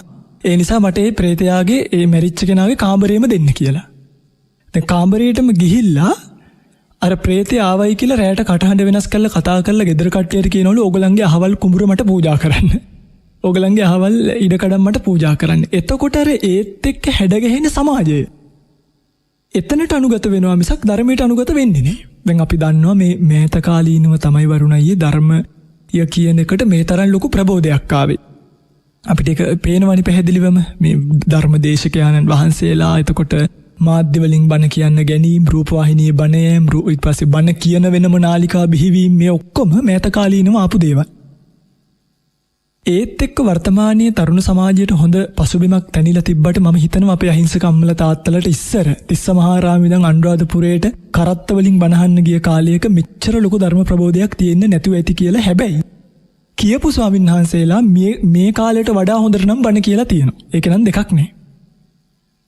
මේ තේරුම් ගැනීමේ අපහසුව සහ බණ ඇසීමේ දුෂ්කරතාවය නිසා තමයි මේ අම්මලට ඒ සිදුවීම වෙලා තියෙන්නේ එකල. හැබැයි වරුණයි ඒක අපි අර සුචරිතයට පමාවීමක් කියන තැනට යන්න හොඳ නෑ. මොකද එහෙම වුණොත් ඒක පසුතැවීමක් විතරයි වෙන්නේ. අපිට ඒ කාලේ භාග්‍ය තිබුණ නැතුව ඇති. හැබැයි දැන් ඔබ පසුතැවි ඉන්න එපා. ඇයි? දැන් බලන්න ඔබට ඔබේ ගෙදරටම බණ ටික ඇහෙනවා. හරිද? හැමදාම දැන් net FM දැම්මොත් හැමදේම ධර්ම දක්ෂිනාවයි සිත්නෙත් අසපුවයි මේ හරහා මිනිසුන්ට බණ යනවා. එතකොට වරුණයි ඉස්සර මිනිසුන්ට මේ හැමදේම බණහන්න opportunity අවස්ථාවක් තිබෙන්නේ. හැබැයි දැන් අපේ මිනිසුන්ට හැමදේම බණහන්න අවස්ථාවක් ලැබිලා ඒ නිසා Tamanට එකල අවස්ථාවක් ලැබුණේ නැහැ කියලා පසුතැවි ඉන්නවට වඩා වයසට ගිය අම්මලා හෝ තරුණ අය හෝ දැන් මේ ඇහෙන බණ ටිකෙන් ප්‍රයෝජන ගන්න උත්සාහ කළොත් මං හිතනවා ඔබට කුක්කුච්චිය කියන චෛතසිකය වැඩි වශයෙන් කරදර කරන එකක් නෑ. අනේ අපිට ඒ කාලේ කරන්ට බැරි වුණා නේ කියලා. හැබැයි ස්වාමීන් වහන්සේ දැන් ඔබ වහන්සේ කියන විදිහට දැන් අපි මාධ්‍ය තුල මේ ධර්ම ප්‍රචාරණ කටයුතු සිදු කරනකොට පවා අපි දකින දෙයක් තමයි දැන් විවිධ අපේ දැන් ධර්මදේශනාවන් පිළිබඳව අවධානය යොමු කරන විට විවිධ ස්වරූපයෙන් ඒ ධර්මදේශනාවන් අපේ ශ්‍රාවකයන්ට ලං කරන අවස්ථාවන් අපි බොහොම සමීප කරන්න උත්සාහ කරනවා. හැබැයි මේ යම් ගැඹුරු කාරණාවකට වේවා නැත්නම් ප්‍රායෝගිකව ධර්මයට යොමු වීමේ අවකාශයන් වේවා මේ ධර්ම මාර්ගයේ හැසිරෙන අයට ඒ මාර්ගඵලය කරා යෑමට හිත මෙහෙවන්නට පුළුවන් අවබෝධයට ධර්ම කාරණා එකතු කරනකොට ඉන්න ප්‍රතිශතයට වඩා සාමාන්‍යයෙන් සරල සමාජයක් තුළ හිත සනසවා ගන්නට ධර්මය අහන පිරිස් බහුලව අපිට දකින්නට ලැබෙනවනේ ස්වාමීන් වහන්සේ. එතකොට දේශකයන්න් වහන්සේලාටත් වඩා ශ්‍රාවකයන්ගේ ඒ අඩුපාඩු තිබෙනවා කියලා අපිට හැඟුණා. ඒක තියෙන වරුණයි ඒක එක්කෙනාගේ ඉන්ද්‍රිය මට්ටමට අනුව. ඒ කියන්නේ එක්කෙනෙක්ගේ ශ්‍රද්ධා ඉන්ද්‍රිය අධික වෙන්න පුළුවන් සංසාර ජීවිතේ හැටියටම.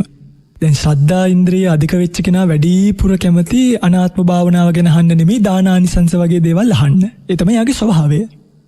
එතකොට දැන් වෙන මොනවා හරි ශ්‍රද්ධා වීරිය ගැන වැඩිපුර ඉන්ද්‍රිය වැඩිලා තියෙනවා නම් යාලා කැමති කොහොම හරි කැලේ රිංගලා සෙරප්පුත් නැතුව පැනඩෝලුත් නැතුව පාත්තරය අරගෙන දෙවුර පිටින් මෙහෙම අර ඒව අහනකොට ඒගොල්ලෝ ඒකට හරි කැමති. ඔන්න ඔය විභජනය සමාජයේ දකින්න පුළුවන්කම තියෙනවා. හැබැයි දැන් නිවන් දකින්න චරිත තුනක් ඉන්නවා වරුණයි. ශ්‍රද්ධා චරිතය, සමාධි චරිතය සහ ප්‍රඥා චරිතය කියලා. ශ්‍රද්ධා චරිතයට නිවන් යන්නත් පුළුවන්. එයාපත් වෙන නිවනට කියනවා නමක් අනිමිත්ත විමෝක්ෂය කියලා. මං කියන්නේ මේවා දැනට ගැඹුරුයි කියලා හිතන්න එපා. නිකන් අහන් ඉන්න. ශ්‍රද්ධා චරිතයේ පත්වෙන නිවනට කියන්නේ අනිමිත්ත විමෝක්ෂය. ඊළඟට සමාධි චරිතයේ පත්වෙන නිවනට කියන්නේ අප්පෙනහිත විමෝක්ෂය කියලා. හරිද? ප්‍රඥා චරිතයේ පත්වෙන නිවනට කියනවා ශුන්්‍යත විමෝක්ෂය කියලා. හැබැයි අප්පෙනහිත විමෝක්ෂය කිව්වත් ශුන්්‍යත විමෝක්ෂය කිව්වත් අනිමිත්ත විමෝක්ෂය කිව්වත් නිවනම තමයි. ඔය එතකොට අපි හඳුනන්නේ නම් කරලා තිබෙන්නේ ඇයි? එහෙම වේ කියන්නේ Tamanට අවබෝධ කරගන්න ආකාරය හඳුනා ගන්නට පමණද? එතකොට නිවනේ වෙනසක් එහෙම වෙන්නේ නැහැ. නෑ, නිර්වාණ ධාතුවේ වෙනසක් වෙන්නේ නැහැ. මේ කියන්නේ Taman නිවනට බහින්න තොටුපොළ ගැන වරුණයි. ඒ කියන්නේ දැන් මම මේ බණ ටික කියනවනේ අද. කෙනෙක්ට මේ බණ ටික අහනකොට අනේ දෙයනේ මේ ලෝකේ අනාත්මයි නේද කියලා මතක් වෙන්න පුළුවන්. අන්න එයා ඒ ඔස්සේ කල්පනා කරගෙන ගිහිල්ලා නිවනටපත් වුණොත් එයාපත් උනේ ලෝකයේ ශුන්‍යයි කියන අරමුණෙන්නේ. කියන්නේ අනාත්මයි ශූන්‍යයි කියලා මනසිකාරය වෙලා පත්වෙච්ච නිවනට කියනවා එයා විමෝක්ෂයට බැස්සේ කොතනින්ද? ශුන්්‍යත විමෝක්ෂය. අර වැල්ලවත්තෙන් මුහුදට බැස්සාය, දෙහිවලින් මුහුදට බැස්සාය, ගල්කිස්සෙන් මුහුදට බැස්සාය වගේ තමයි. කොහින් බැස්සත් අවසානයේදී මුහුදමයි. ඒ වගේ තමයි මේ දැන් මෙතනදී වෙලා තියෙන්නේ. සමාජයේ මෙන්න මේ වගේ චරිත නිසා දැන් ඇත්තටම වරුණේ දැන් net එකේ මම විතරක් බණ කියලා හරියන්නේත් නැහැ. තේරුණාද? ඒ කියන්නේ මේ බණ අහන්නේ එක රාමුවක්. එහෙමයි. එක කොටසයි. මීට වඩා තවත් සොඳුරු බණ, ඒ කියන්නේ මීට වඩා බොහොම දේශනා විලාසයෙන් යුක්ත, දේශනා කෞශල්‍ය වලින් යුක්ත අපි දන්නවනේ දැන් බොහොම ධර්මදර විනයදර ස්වාමීන් වහන්සේලා මේ නිත් නාලිකාවේ බණ කියන්නේ ඒ ස්වාමීන් වහන්සේලාට වරුණయ్య බලන්න හැදිච්ච ඔඩියන්ස් එකක් තියෙනවනේ. ඔව්, ශ්‍රාවක පිරිසක් ඉන්නවා වෙනම. වෙනම ශ්‍රාවක පිරිසක් ඉන්නවා. ඒගොල්ලෝ හරියට අර සාරිපුත්ත ස්වාමීන් වහන්සේ වැසුරු කරන්නේ ප්‍රඥාව අධිකාය. හරිද? මොගලන් ස්වාමීන් වහන්සේ වැසුරු කරන්නේ 이르දිය අධිකාය. මහා කාශ්‍යප මහ රහතතුමන් වහන්සේ වැඩිපුර ඇසුරු කරලා තියෙන දූතාංග අධිකාය. අන්න ඒ වගේ තමන්ට ගැලපෙන දේශනා විලාශයන් වලට යොමුවීම තමයි ඔය දකින්න ලැබෙන විභජනය. අර එතකොට සවනන්ස දැන් මේ කුමන දේශනා ඇහුවත් එහි අවසානය නිවන් මගට හරවලා තිබෙන්නට ඕන එක පැත්තකි. අනිත් පසින් අපි කුමනාකාරයෙන් ඇහුවත් එය අපි ඒක නිවන් මාර්ගයට හරවා ගත යුතුයි. ඒ කියන පදනමෙන් ධර්මය අහන්න ඔබ වහන්සේ එතකොට සමාජයට ආරාධනා කරන්නේ ශික්ෂකයන් වහන්සේලාට ඒ කියන ආකාරයෙන් ධර්ම දේශනා කරන්නද ඔබ වහන්සේ මේ කියන කාරණා තුල අර්ථ ගන්නවන්නේ? මෙහෙමයි දේශකයාණන් වහන්සේලාට වරුණයි මට අමුතුවෙන් කියන්න ඕනි නෑ මෙන්න මේ විදිහට බණ කියන්න කියලා. මොකද මේ ස්වාමීන් වහන්සේලා ඒක දන්නවා. දැන් හැබැයි ගිහි පින්වතුන්ලට අපි මේ කියන්නේ දානානිසංස සීලානිසංස විතරක් අහලා එතනින් නවතින්න එපා. මොකද භාග්‍යතුන් වහන්සේගේ දේශනාව ඒක නෙමෙයි. ආස්වාදය ආදීනවේ නිස්සරණය ඔය තුනක් තියෙනවා. එතකොට කෙලවර වෙන්නේ කොතනින්ද? නිස්සරණයෙන්. නිස්සරණය දක්වාම බණ අහන්න ශ්‍රාවකයෝ පුරුදු වෙන්න ඕනේ. නිස්සරණය දක්වාම බණ කියන්නත් දේශකයෝ පුරුදු වෙන්නත් ඕනේ. වරුණයේ මහා මංගල සූත්‍රය ගන්න. අවසානෙට මොකද්ද තියෙන්නේ? අවසානෙට නිවන ගැන තියෙන්නේ. පිදී යුත්තම් පුදලා බහුශ්‍රතභාවයේ හදාගෙන අවසානෙට නිවන් දකින්නයි සූත්‍රය දේශනා කරන්නේ. අන්න ඒ වගේ හැම දේශනාවක්ම නිවන කෙලවර කොටගෙන තියෙන බව අපි කවුරුත් තේරුම් ගත යුතුමයි. හොඳයි.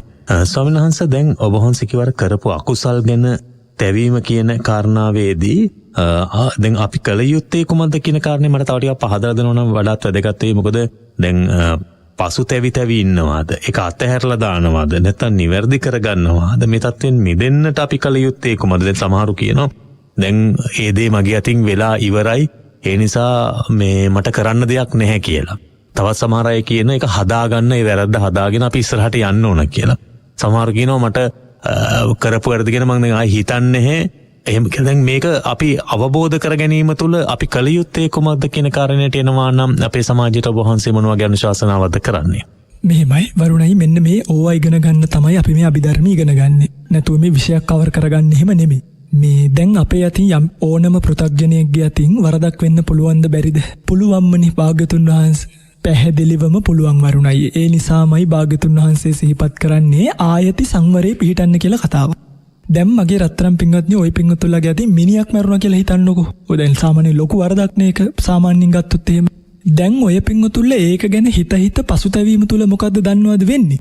අර මිනිය මරපු හිත බලවත් භාවයටපත් වෙනවා. තේරුණාද මම මේ කියන එක? දැන් බීජයක් හිටවලා ඒකට වතුර පොර දැම්මොත් ඒ බීජය මොකද වෙන්නේ? ඒක පැලවෙනවනේ. අන්න ඒ වගේ ඔබ මරපු සිත බීජය කියලා හිතන්නකෝ. දැන් ඔය පින්වතුන්ලා ආයි මේක ගැන පසුතැවීම තුල වෙන්නේ ඒකට වතුර පොර දාන එක. දැන් ඔබ කල යුත්තේ මගේ රත්තරන් පින්වත්නි වෙච්ච වරද වුණා. දෙයි හාමුදුරනේ ආයි ඇදලා ගන්නෑ. අනේ දැන් අඟුලිමාල මහරහතන් වහන්සේව බලන්න මිනිස්සු කීයක් මැරුවද?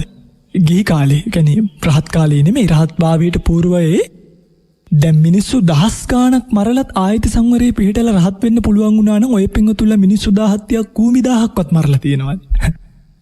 නේද? ඒ නිසා ඔය පින්වතුන්ලාගේ අතින් ඒ තරම් වැරදි වෙලා නැහැ.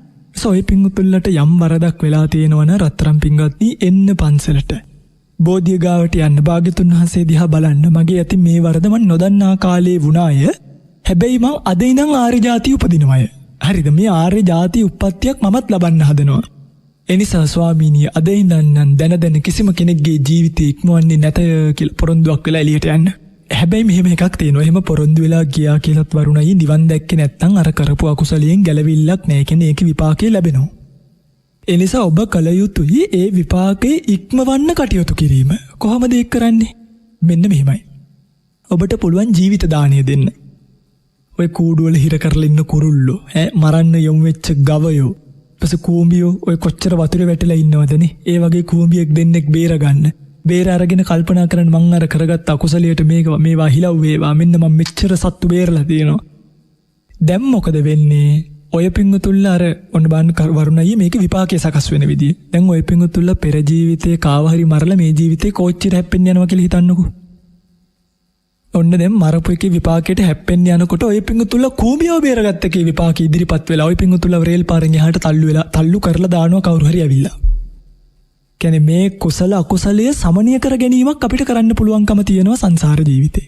ඒ කියන්නේ කුසලයෙන් අකුසලයේ වහනව නෙමෙයි යම් ආකාර වෙනස් කරගන්න ඉඩකඩක් තියෙන්නේ. ඒ කියන්නේ අකුසලයේ බල අඩු කරන්න පුළුවන්, වහන්න බෑ. එහෙම දැන් අර සාමාන්‍ය වෙනත් ධර්මවල තියෙන මේ වෙනත් ආගමික කොටාෂන් වල තියෙන නේද අපි හැමෝටම පව් සමා කිරීම ඒ ආදි වශයෙන් කාරණාවන් පිළිබඳ. දැන් එතකොට අපේ ධර්මයේ තුල බෞද්ධ ධර්මයේ තුල එහෙම වංචනික ධර්ම නිසා කළ කර්මවල විපාක වෙනස් කළ මේ පුළුවන් එහෙම කියලා යම් කෙනෙක් යම් අදහසකට આવද කියන අපි කුම් වංචනික ධර්ම හෝ කුමන හෝ තමන් කරන අකුසලයක් නිසා හෝ කරපු කර්මවල විපාක වෙනස් කරන්න පුළුවන් කියලා මතයකට આવත ඒක වැරදිද එතකොට නැත්නම් ඔබ වහන්සේ කියන විදිහට බල අඩු කිරීම තුලත් අපිට ව්‍යංගාර්ථයෙන් හැඟ වෙන්න පුළුවන් එහෙනම් මේ ඒ කර්ම වලට වැඩිය මේක විපාකේ හොඳයි එතකොට ඒකෙන් වැහිලා යයි කියලා. එහෙම වෙනවද? වරුණයි මෙහෙමයි දැන් අර පව් සෝදා ගැනීම කියන එක නම් බුදුහාමුදුරුවන්ගේ කාලෙම උපමාවක් තියෙනවා. එක බමුණෙක් ගංගා නදියට බැහැලා මේ මොකද කරන්න කියලා වම් ස්වාමීනි මම මේ පව් සෝදනවා කියනවා. බුදුරජාණන් වහන්සේ ආනවා මේ බමුණ පව් විතර දෙහෙ දෙන්නේ ඔබ කරපු පින් ටික එහෙම හේදිලා යන්නේ නැද්ද කියලා. ඉතින් මේ එතකොට ඒ බමුණට ඒක තේරිලා උඩට ඇවිල්ලා භාගතුන් වහන්සේගෙන් විස්තර අහනවා. ඒ නිසා පව් සේදීම කරන්න බෑ.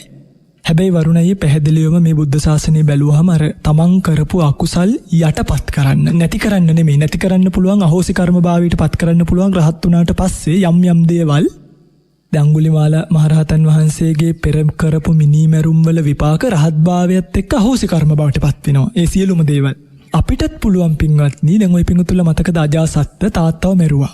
තාත්තව මරලා අවීචයට යන්න තිබ්බක වෙනස් කරගත්තනේ කොහොමද වෙනස් කළේ?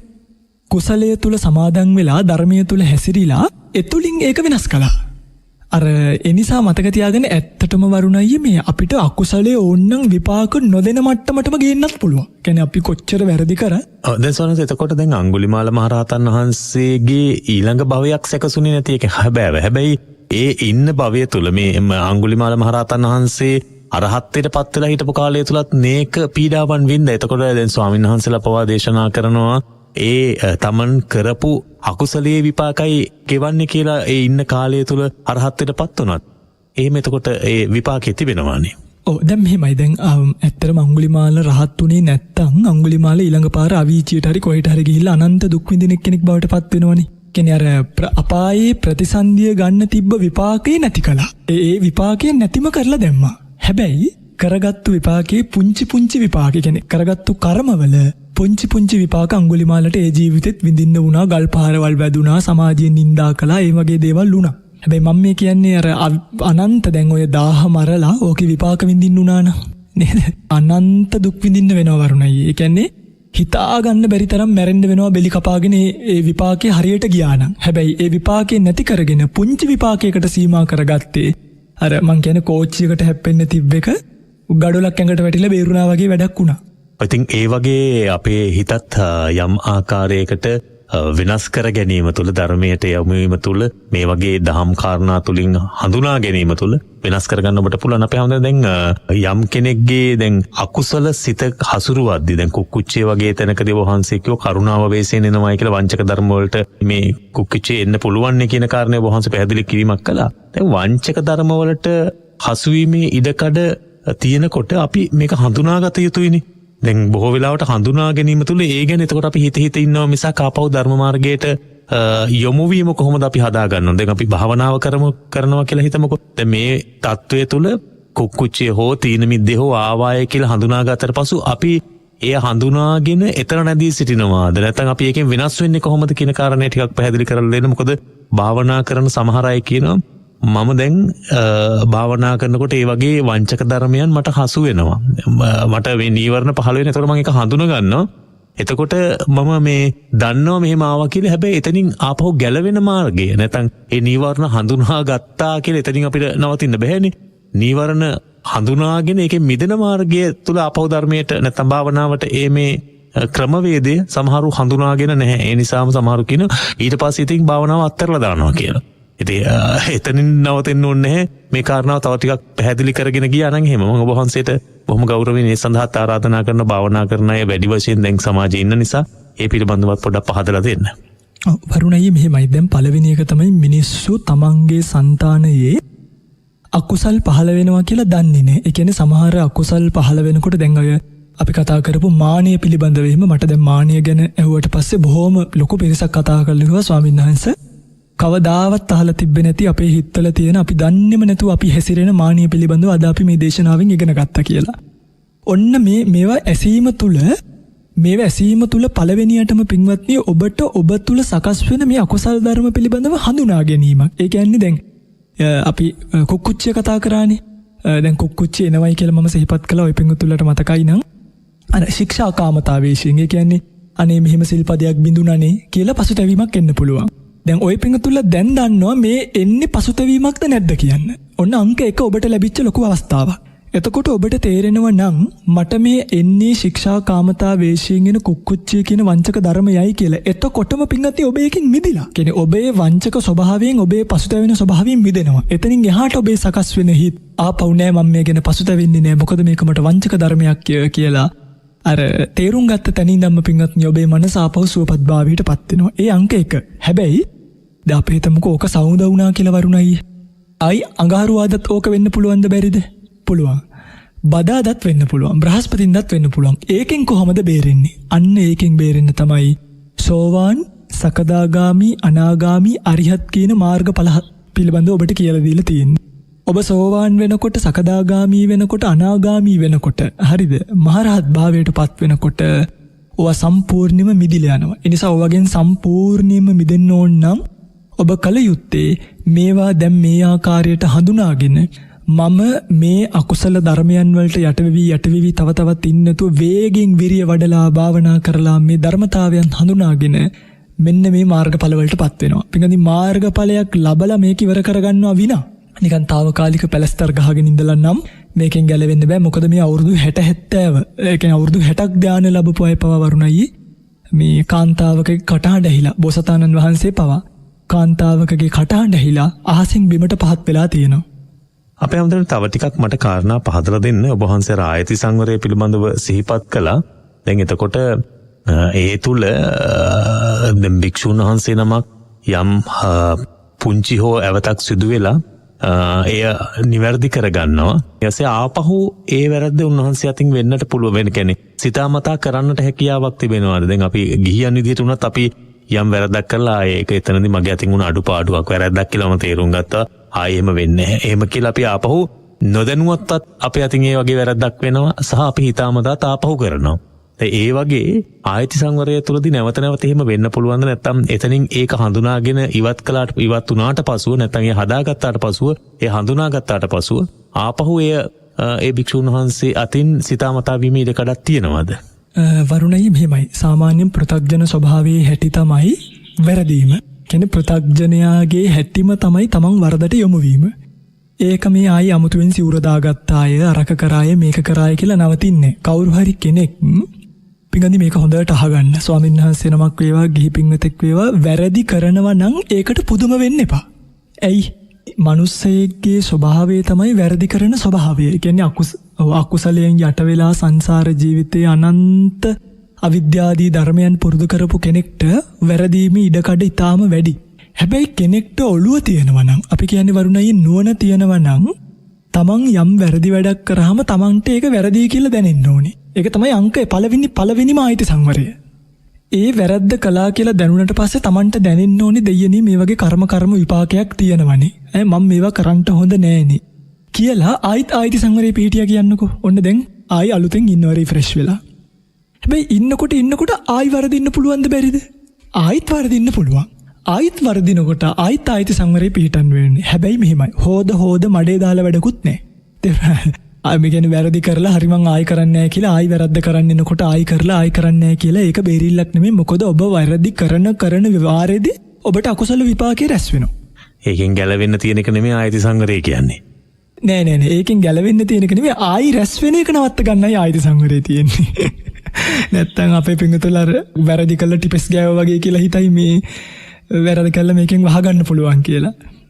හම්තුනේ දැන් එතකොට දැන් ඔබ වහන්සේ කිව්වා සෝවාන්, සකදාගාමි, අනාගාමි, අරහත් කියන මේ මාර්ගඵල ඥානයන් තුල අපේ තියෙනා වූ යම් අකුසල සිත හඳුනා ගැනීම තුල ඔබ වහන්සේ අර කාරණා වංචක ධර්ම පිළිබඳව පැහැදිලි කරපු කාරණාවේදී ඒවා තුල මේ පිළිබඳව අවබෝධ කරගන්නවායි කියලා. එතකොට එකම ධර්ම කොටාශයම නේද අපි නැවත මේ සෝවාන්, සකදාගාමි, අනාගාමි, අරහත් කියන මේ මාර්ගඵල ක්‍රමක්‍රමයෙන් ඉහළට එන්නට යොදා ගන්න. ඒ තුල තියෙන එතකොට කොහොමද අපි හඳ දැන් සෝවාන් මට්ටමේදී අපි යම් අධ්‍යයනය කරන කොටාශයම ඊළඟ ඵලයට යනකොට අධ්‍යයනය කරන්න අපිට සිදුවෙන්නේ. ඒ ධර්මවල එතකොට වැඩිම වෙනස් වෙන්නේ කොතනින්ද? අපේ මානසික ඒකාග්‍රතාවයේ ඒ තුල පිහිටා ගැනීම අවබෝධය තුල ඒක වෙනස් වෙන්නේ කොහොමද?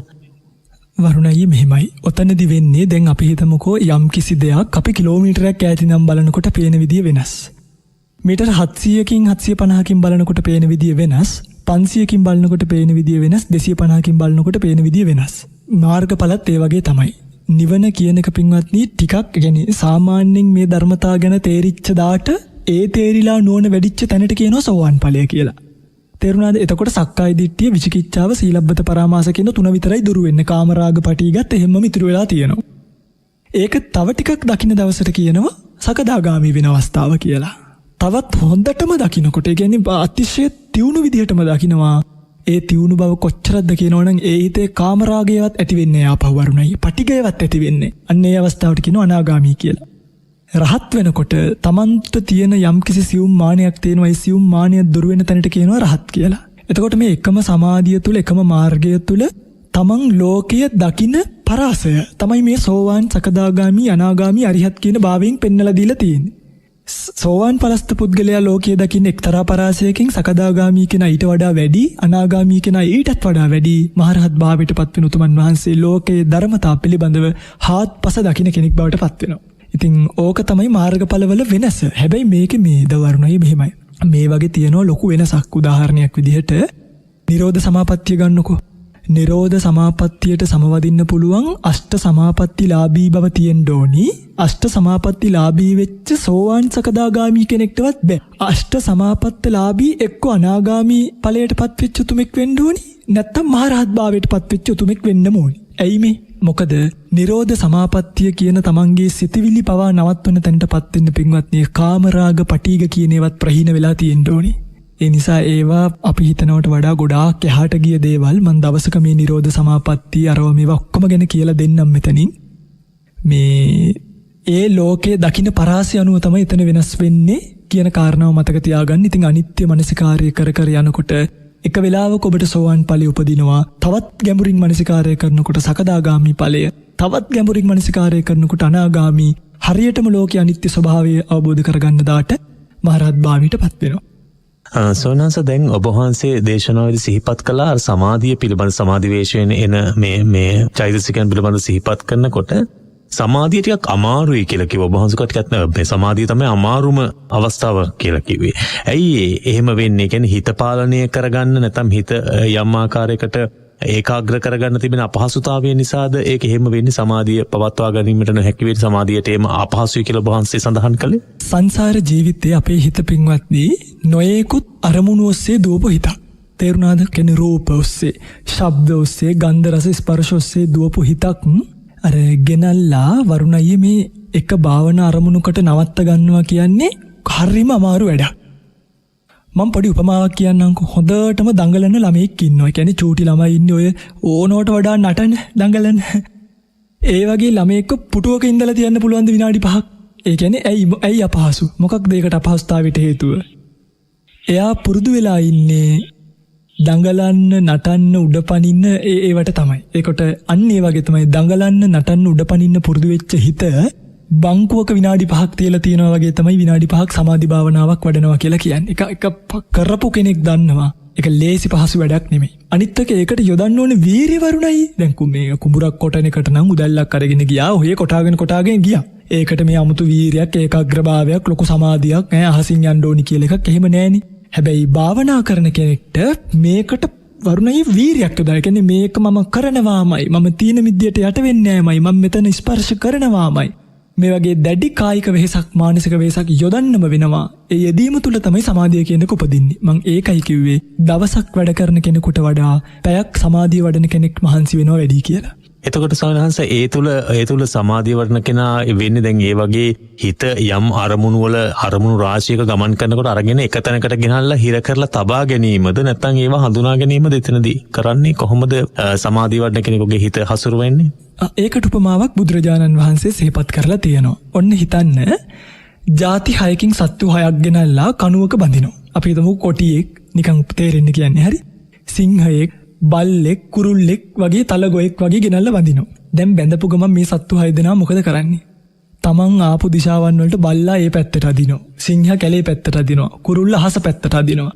එන්නේ ඒ වගේ පින්වත්නි මේ හිත ඇහැ ඔස්සේ රූප පැත්තට ඇදී තියෙන්නේ. කන ඔස්සේ ශබ්ද පැත්තට ඇදී තියෙන්නේ. නාසය ඔස්සේ ගන්ධ රස ස්පර්ශ පැත්තට ඇදී තියෙන්නේ. ඒවා හඳුනා ගැනීම නෙමෙයි භාවනාව. අන්න ඒ දුවන හිත කුසල ආරම්මණයක නවත්වා ගැනීමයි භාවනාව කියලා කියන්නේ. ඒ කියන්නේ අර ගෙනල්ලා අරගලන්ව කණුවක බැඳි. අන්න ඒ වගේ හිත ඇවිල්ලා කුසල කණුවක බැඳීම. අපි හිතමුකෝ මෛත්‍රිය. මෛත්‍රිය කියන්නේ කුසලයක්ද අකුසලයක්ද? කුසලයක්නේ. අන්නේ කුසලය නිසා අර නොයේකුත් කාම අරමුණු ඔස්සේ ද්වේෂ අරමුණු ඔස්සේ දුවපු හිත ගෙනල්ලා මෛත්‍රිය කියන කුසල අරමුණේ බැඳීම. ඒ කියන්නේ කුසල අරමුණේ නවත්වා ගැනීම. කුසල අරමුණේ පවත්වා ගැනීමට තමයි භාවනාව කියලා කියන්නේ. නැත්තම් එන අකුසල් දිහා බලන් ඉඳීම භාවනාව නෙමෙයි. මතක තියාගන්න. ඔබ කරන වැඩේ දැන් සමහරු කියනවා මම ගිය පාර ධර්ම දේශනාවේදී සිහිපත් කළා වරුණයි මේ සති සම්පජඤ්ඤය කියන භාවනාව. සමහරු කියනවා ඔබ කනකොට කනවා කියලා දැනගෙන කන්න. ඉතින් මේක භාවනාවක්ද? දැන් කනකොට හරි අපි හිතමුකෝ ෆ්‍රයිඩ් රයිස් එකක් කනවා. දැන් තණ්හාවෙන් කන්නේ. මම තණ්හාවෙන් කනවා කියලා දැනගෙන කෑවහම ඒක භාවනාවක් වෙනවද? මං කියන්නේ එතකොට බතුත් කාලා ඒ කියන්නේ භාවනාව කියන්නේ අර ඒ වගේ මේ සුකුමාල එකක් නෙමෙයි. මතක තියාගන්න කුසල ධම්මේ වඩ්ඩේති භාවේතිති භාවනා. කුසල ධර්මයන්ගේ වැඩිම කුසල ධර්මයන්ගේ භාවිතයයි මගේ පින්වත්නි භාවනාව කියලා කියන්නේ. නිසා අකුසල මනසිකාරය නෙමෙයි අකුසල සමාපatti වල නෙමෙයි කුසල සමාපත්තියක කුසල ආරම්මණයක හිරවීම නැවතීම පවත්වා ගැනීම රැඳීම ඒක තමයි වරුණයි භාවනාව කියලා කියන්නේ. අපි හැමදාම අපි යමක් දීලා පසුතැවෙනවා. පසුතැවෙන්නේ දුන්න එක ගැන නෙමෙයි අපරාධේ මීට වඩා හොඳට මේක කරන්න තිබුණානේ. මීට වැඩිය හොඳට අපිට දෙන්න තිබුණානේ. මට ටිකක් මදි වගේ. එහෙම කියලා හිතෙනවා. මේකත් අර ඔබ වහන්සේ සඳහන් කරපු කුක්කුච්චේමද එහෙම කොටසක්ද මේ හැඟීමත්? නොකරපු සුචරිතය ගැන පසුතැවෙනවා. කියන්නේ Tamante ඊට වඩා පසුතැවෙනවා. පසුතැවෙනවා කියන්නේ මදි වගේ කියලා හිතන. ඒ තුල පසුතැවෙනවා. ඒ කියන්නේ අර Tamante සුචරිතයක් කරන්න ආපු වෙලාවේ ඒක කලේ නෑනේ. දැන් 1000ක් දෙන්න පුළුවන් වෙලාවේ 1000 නොදී 100ක් දෙනවා ලෝභකමට මච්චරියට යට වෙලා. මම මේ කියන්නේ 1000ක් දෙන්න කියලා එහෙම නෙමෙයි හරිද? නිකන් උපමාවක්. මච්චරියට යට වෙලා 100ක් දීලා දැන් පස්සේ කල්පනා කරනවා අපරාධි මට 1000ම දෙන්න තිබ්බේ. අන්න තමන් නොකරපු සුචරිතය ගැන පසුතැවෙනවා. කුක්කුච්චේම ස්වභාවයක් තමයි. මේ වරුණයි මම මේකත් කියන මේ කුක්කුච්චේ එච්චර හොඳ දෙයක් නෙමෙයි. කියන්නේ දැන් අර අපි දන්නවා එක ස්වාමීන් වහන්සේ නමක් අවුරුදු ගාණක් උපසම්පදා සීලය රැකලා උන්වහන්සේගේ අතින් මේ කොලයක් කැඩෙනවා. ඒ කොලය කැඩිලා උන්වහන්සේ ගිහිල්ලා ඊළඟපාල ඒරකපත්තක කියලා නාගරාජෙක් වෙලා උපදිනවනේ. එතකොට ඒ අර කොලය කඩපු එකේ විපාකෙන් එහෙම නෙමෙයි. කියන්නේ කොලයක් කැඩුවට පින්වත්නි අපාය යන්නේ නැහැ කවුරුත් තේරුණාද? කොලයක් කැඩුවා කියලා අපාය යනවා නම් මේ අපි ඔක්කොම අපාය ඉන්න ඕනේ මේ වෙන. මේ එහෙම කොලයක් කැඩුවට අපාය යන්නේ නැහැ. හැබැයි තමන් කරපු වැඩේ ගැන පසුතැවෙන. කියන්නේ ඒ උන්වහන්සේට ලොකු මේ පසුතැවීමක් ආව දෙයියනේ අවුරුදු 20ක් සිල් රැකපු මට මේක වුණානේ මෙන්න මේ වරද වුණානේ මේ ආපත්‍ය වුණානේ කියලා පසුතැවීමක් ආවා. ඒ පසුතැවීම නිසාම තමන් සීලේ ඉක්මවා කියන සිත නිසා ගිහිල්ලා නායක වෙලා ඉපදුණා. ඒකපත්ත කියලා නාග රාජයෙක් වෙලා උප්පත්තිය ලැබුවේ. හැමදාම දැන් කරුණාව දයාවාදී ගුණධර්ම ඔබ වහන්සේ කර ඇතැම් වෙලාවට වංචක ධර්ම ලෙසින් දැන් කරුණාව වගේ වංචක ධර්මයන් ලෙසින් එන්නත් පුළුවන් කියන කාරණේ ඔබ වහන්සේ සිහිපත් කළා. ඇත්තටම හොඳනේ එහෙම කොහොමද එන්නේ දැන්? එතකොට එහිදී මූලික වෙන්නේ මොකද්ද? චේතනාවද ක්‍රියාවද? වංචක ධර්මයක් විසින් එනකොට අපි ඒක හඳුනා ගැනීමෙත් සමහරලාට චේතනාවකින් එන්න පුළුවන්. එහෙම නැත්නම් ක්‍රියාවකින් වෙන්නත් පුළුවන් නේද? යම් ආකාරයකට මේ එහෙම අපි එකකින් ගැලවෙන්න එතකොට මොන වගේ ක්‍රමවේද දනුගමනය කරන්න ඕන? හරිම ලස්සන කතාවක් මේ ඇහුවේ.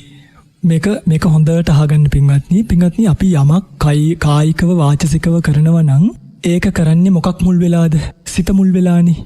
සිත මුල් වෙලා කරනකොට පින්වත්නි සිත දෙන ක්‍රියාව තමයි අපි කායිකව වාචසිකව සිද්ධ කරන්නේ. එතකොට සිත යම් හැඩතල ගන්නවා. ඒ යම් හැඩතල ගන්නේ මොනවා නිසාද දන්නවද? සිතත් එක්ක සංප්‍රයුක්තව යෙදෙන චෛතසික ධර්ම නිසා.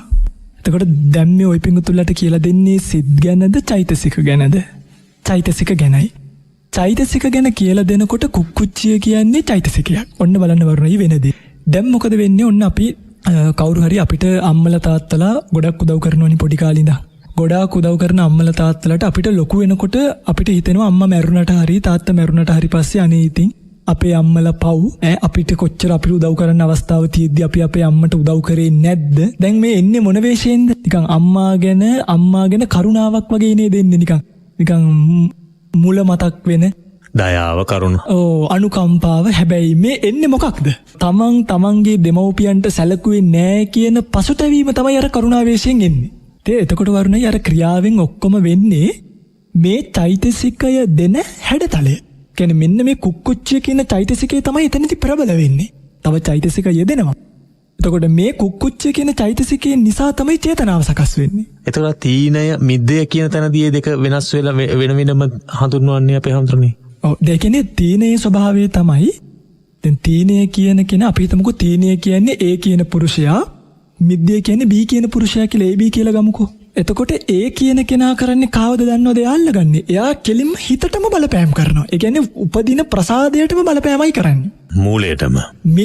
මූලයටම. මිද්දේ කියන කෙනා හිත දිහා බලන්නේ. එයා අනිත් චෛතසික 50කම මෙහෙම කළා එයා ඒ චෛතසික ටිකම අල්ලගන්න පුරුෂයා තමයි B කියලා කියන්නේ. මේකේ වෙනස තමයි වරුණයි මේ තීනයයි මිද්දයයි වෙන වෙනම යෙදෙන්නේ නැහැ. ඒ කියන්නේ තීනයේ ඉන්න තැන මිද්දේ ඉන්නවමයි. මිද්දේ ඉන්න තැන තීනයේ ඉන්නවමයි. A කියන පුරුෂයා හිත වලක්ව ගන්නවා B කියන පුරුෂයා චෛතසික වලක්ව ගන්නවා. හිතයි චෛතසිකයි දෙකම මලානික වුණාට පස්සේ ඈනුන් ඇරහැර නිදා ගන්නවා. ඒක තමයි වෙන්නේ. හොඳයි අපිට අද වැඩසටහනෙන් සමුගන්නත් කාල වේලාව උදා වෙලා තිබෙන්නේ. අපි විශේෂයෙන්ම මේ දහම් කාරණා තුල ඔබට යම් අවබෝධයක් ලබා දෙන්නට අපේ හැමදෙරණ වහන්සේ දැඩි උත්සාහයක් දරනවා. මේ ගුවන්විදුලි මාධ්‍ය තුල මේ වගේ දහම් කාරණා පැහැදිලි කර දෙමින් මම හිතන්නේ අපිට වෙනම ශ්‍රාවක ප්‍රජාවක් යම් ආකාරයකට ගොඩනැගෙමින් පවතින්නේ ගැඹුරු ධර්ම කොටාශයන් අපි අපේ හැමදෙරක වගේ හාත්පසම හඳුනා ගන්නට පුළුවන් ආකාරයෙන් දහම් කාරණා හොයන අවබෝධ කරගන්නට උත්සාහ දරන පිරිසක් ගොඩනැගෙමින් සිටින ඉතින් ඔබගේ ජීවිතය දහම් මඟ තුල සාර්ථක කරගන්නට මේ දේශනාව වැඩි වශයෙන් ඉවහල් වේවි වැඩසටහන ඉවහල් වේවි.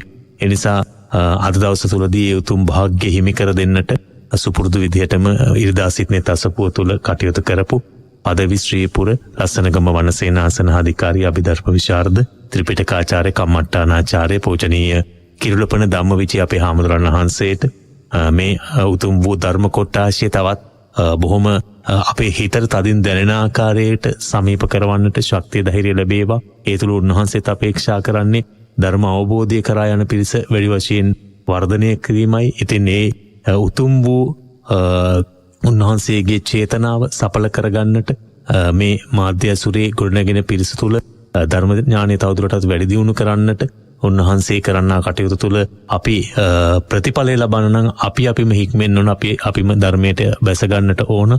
ඒ සඳහා ඔබගෙන සත්පය දේවා කියලා ප්‍රාර්ථනා කරන අපේ හැමදෙරණ වහන්සේ මේ රැස් කරන්නා වූ කුසල් අපේ හැමදෙරණ වහන්සේට උතුම් වූ ධර්ම අවබෝධය කරා යන්නට උතුම් වූ නිවනින් නිවෙන්නට පාරමිතාවක් වේවා කියලා බොහොම ගෞරව සිතින් ප්‍රාර්ථනා කරනවා. ඒ වගේම මේ පීඩාකාරී මොහොතේදී යම් ආකාරයකට අපි දකින්න දැන් ඔන්න ඉවර වෙන්න එනවා දැන් ඉවරයි කියලා අපි මේ කොරෝනා වසංගතය පිළිබඳ එහෙම හැඟීමක් තුල කටයුතු කරනකොට ආපහු රෝගීන් මතුවෙනවා. එතකොට ආයි හිත කලබලයටපත් වෙනවා. මම හිතන්නේ හික්මීමක් විනයක් මේ වගේ දේවල් තුල අපේ හිත හසුරුවා ගන්නට අපිට පාලනය කරගන්නට අර අපේ හැමදෙරෝ සිහිපත් කළා වගේ අපේ ධර්මයට යොමු වී සිටියා නම් මේට වැඩි පාලනයක් අපේ ජීවිත තුළට එක් කරගන්නට අපට අවකාශය තිබෙනවා කියලා හොඳින්ම පැහැදිලි වෙනවා. ඒ නිසා ඉක්මනින් මේ தত্ত্বය තුරන් වෙලා මේ සමාජයේ ඇතිවන බීතිකාවන් තුලින් අපේ හිත මුදවාගෙන ධම්ම මාර්ගයට ගෙනහැල්ලා අපට ධර්මය අවබෝධ කරගන්නට වාසනාව කුසල ශක්තිය ඇති වේවා කියලා ප්‍රාර්ථනා කරමින් අද වැඩසටහන් සමුගන්නෝ නැවතත් සුපුරුදු විදියට ලබන ඉරිදා සිත්නේ තසපුවෙන් ඔබට තවත් දාම් කාරණා පැහැදිලි කර දීමේ අටියෙන් හැමදෙනාටම තෙරුවන්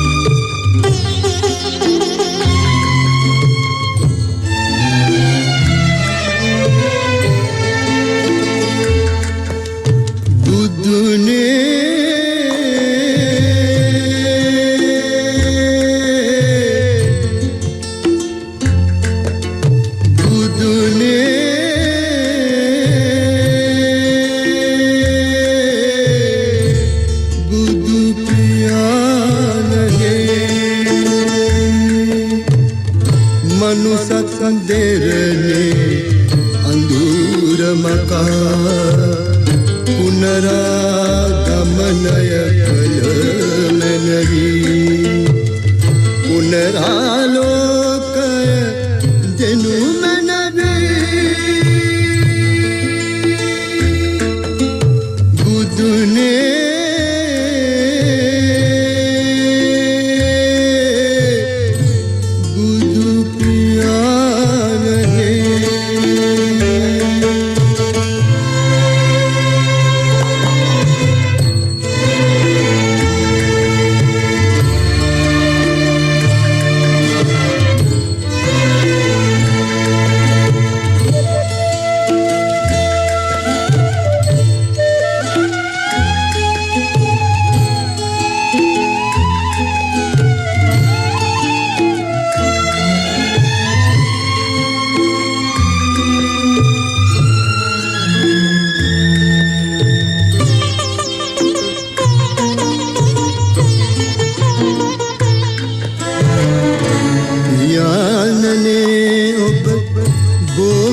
සිටියක් නිසංසලේ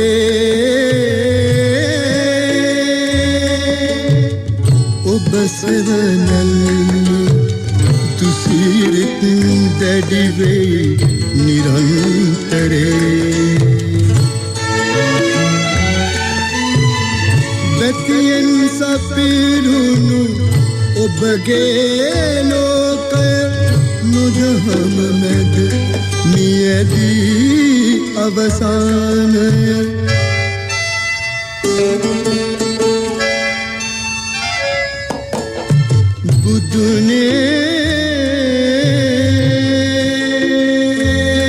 බුදුනේ බුදු පියාණනේ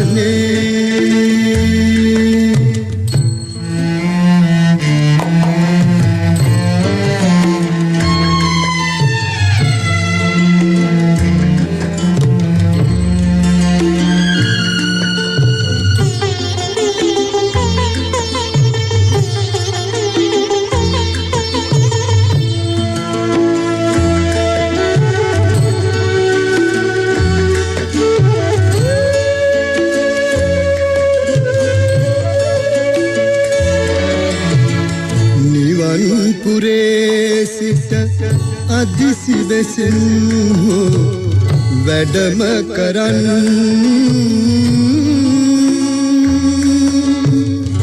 මිනිසත් කම ගැන බන පදයෙන් මෝහය දුරලන්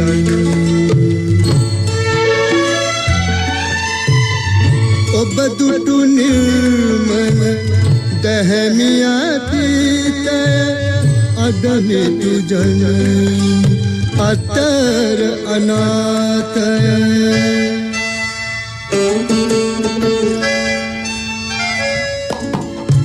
බුදුනේ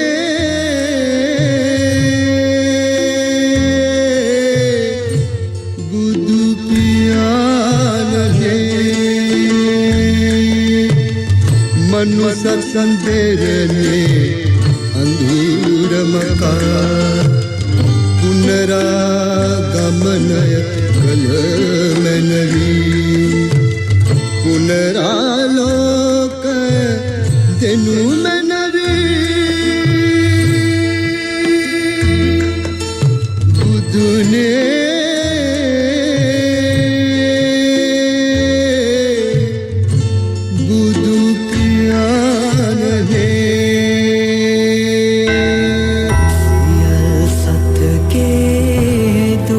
දුටුවේ බුදුනේ තයි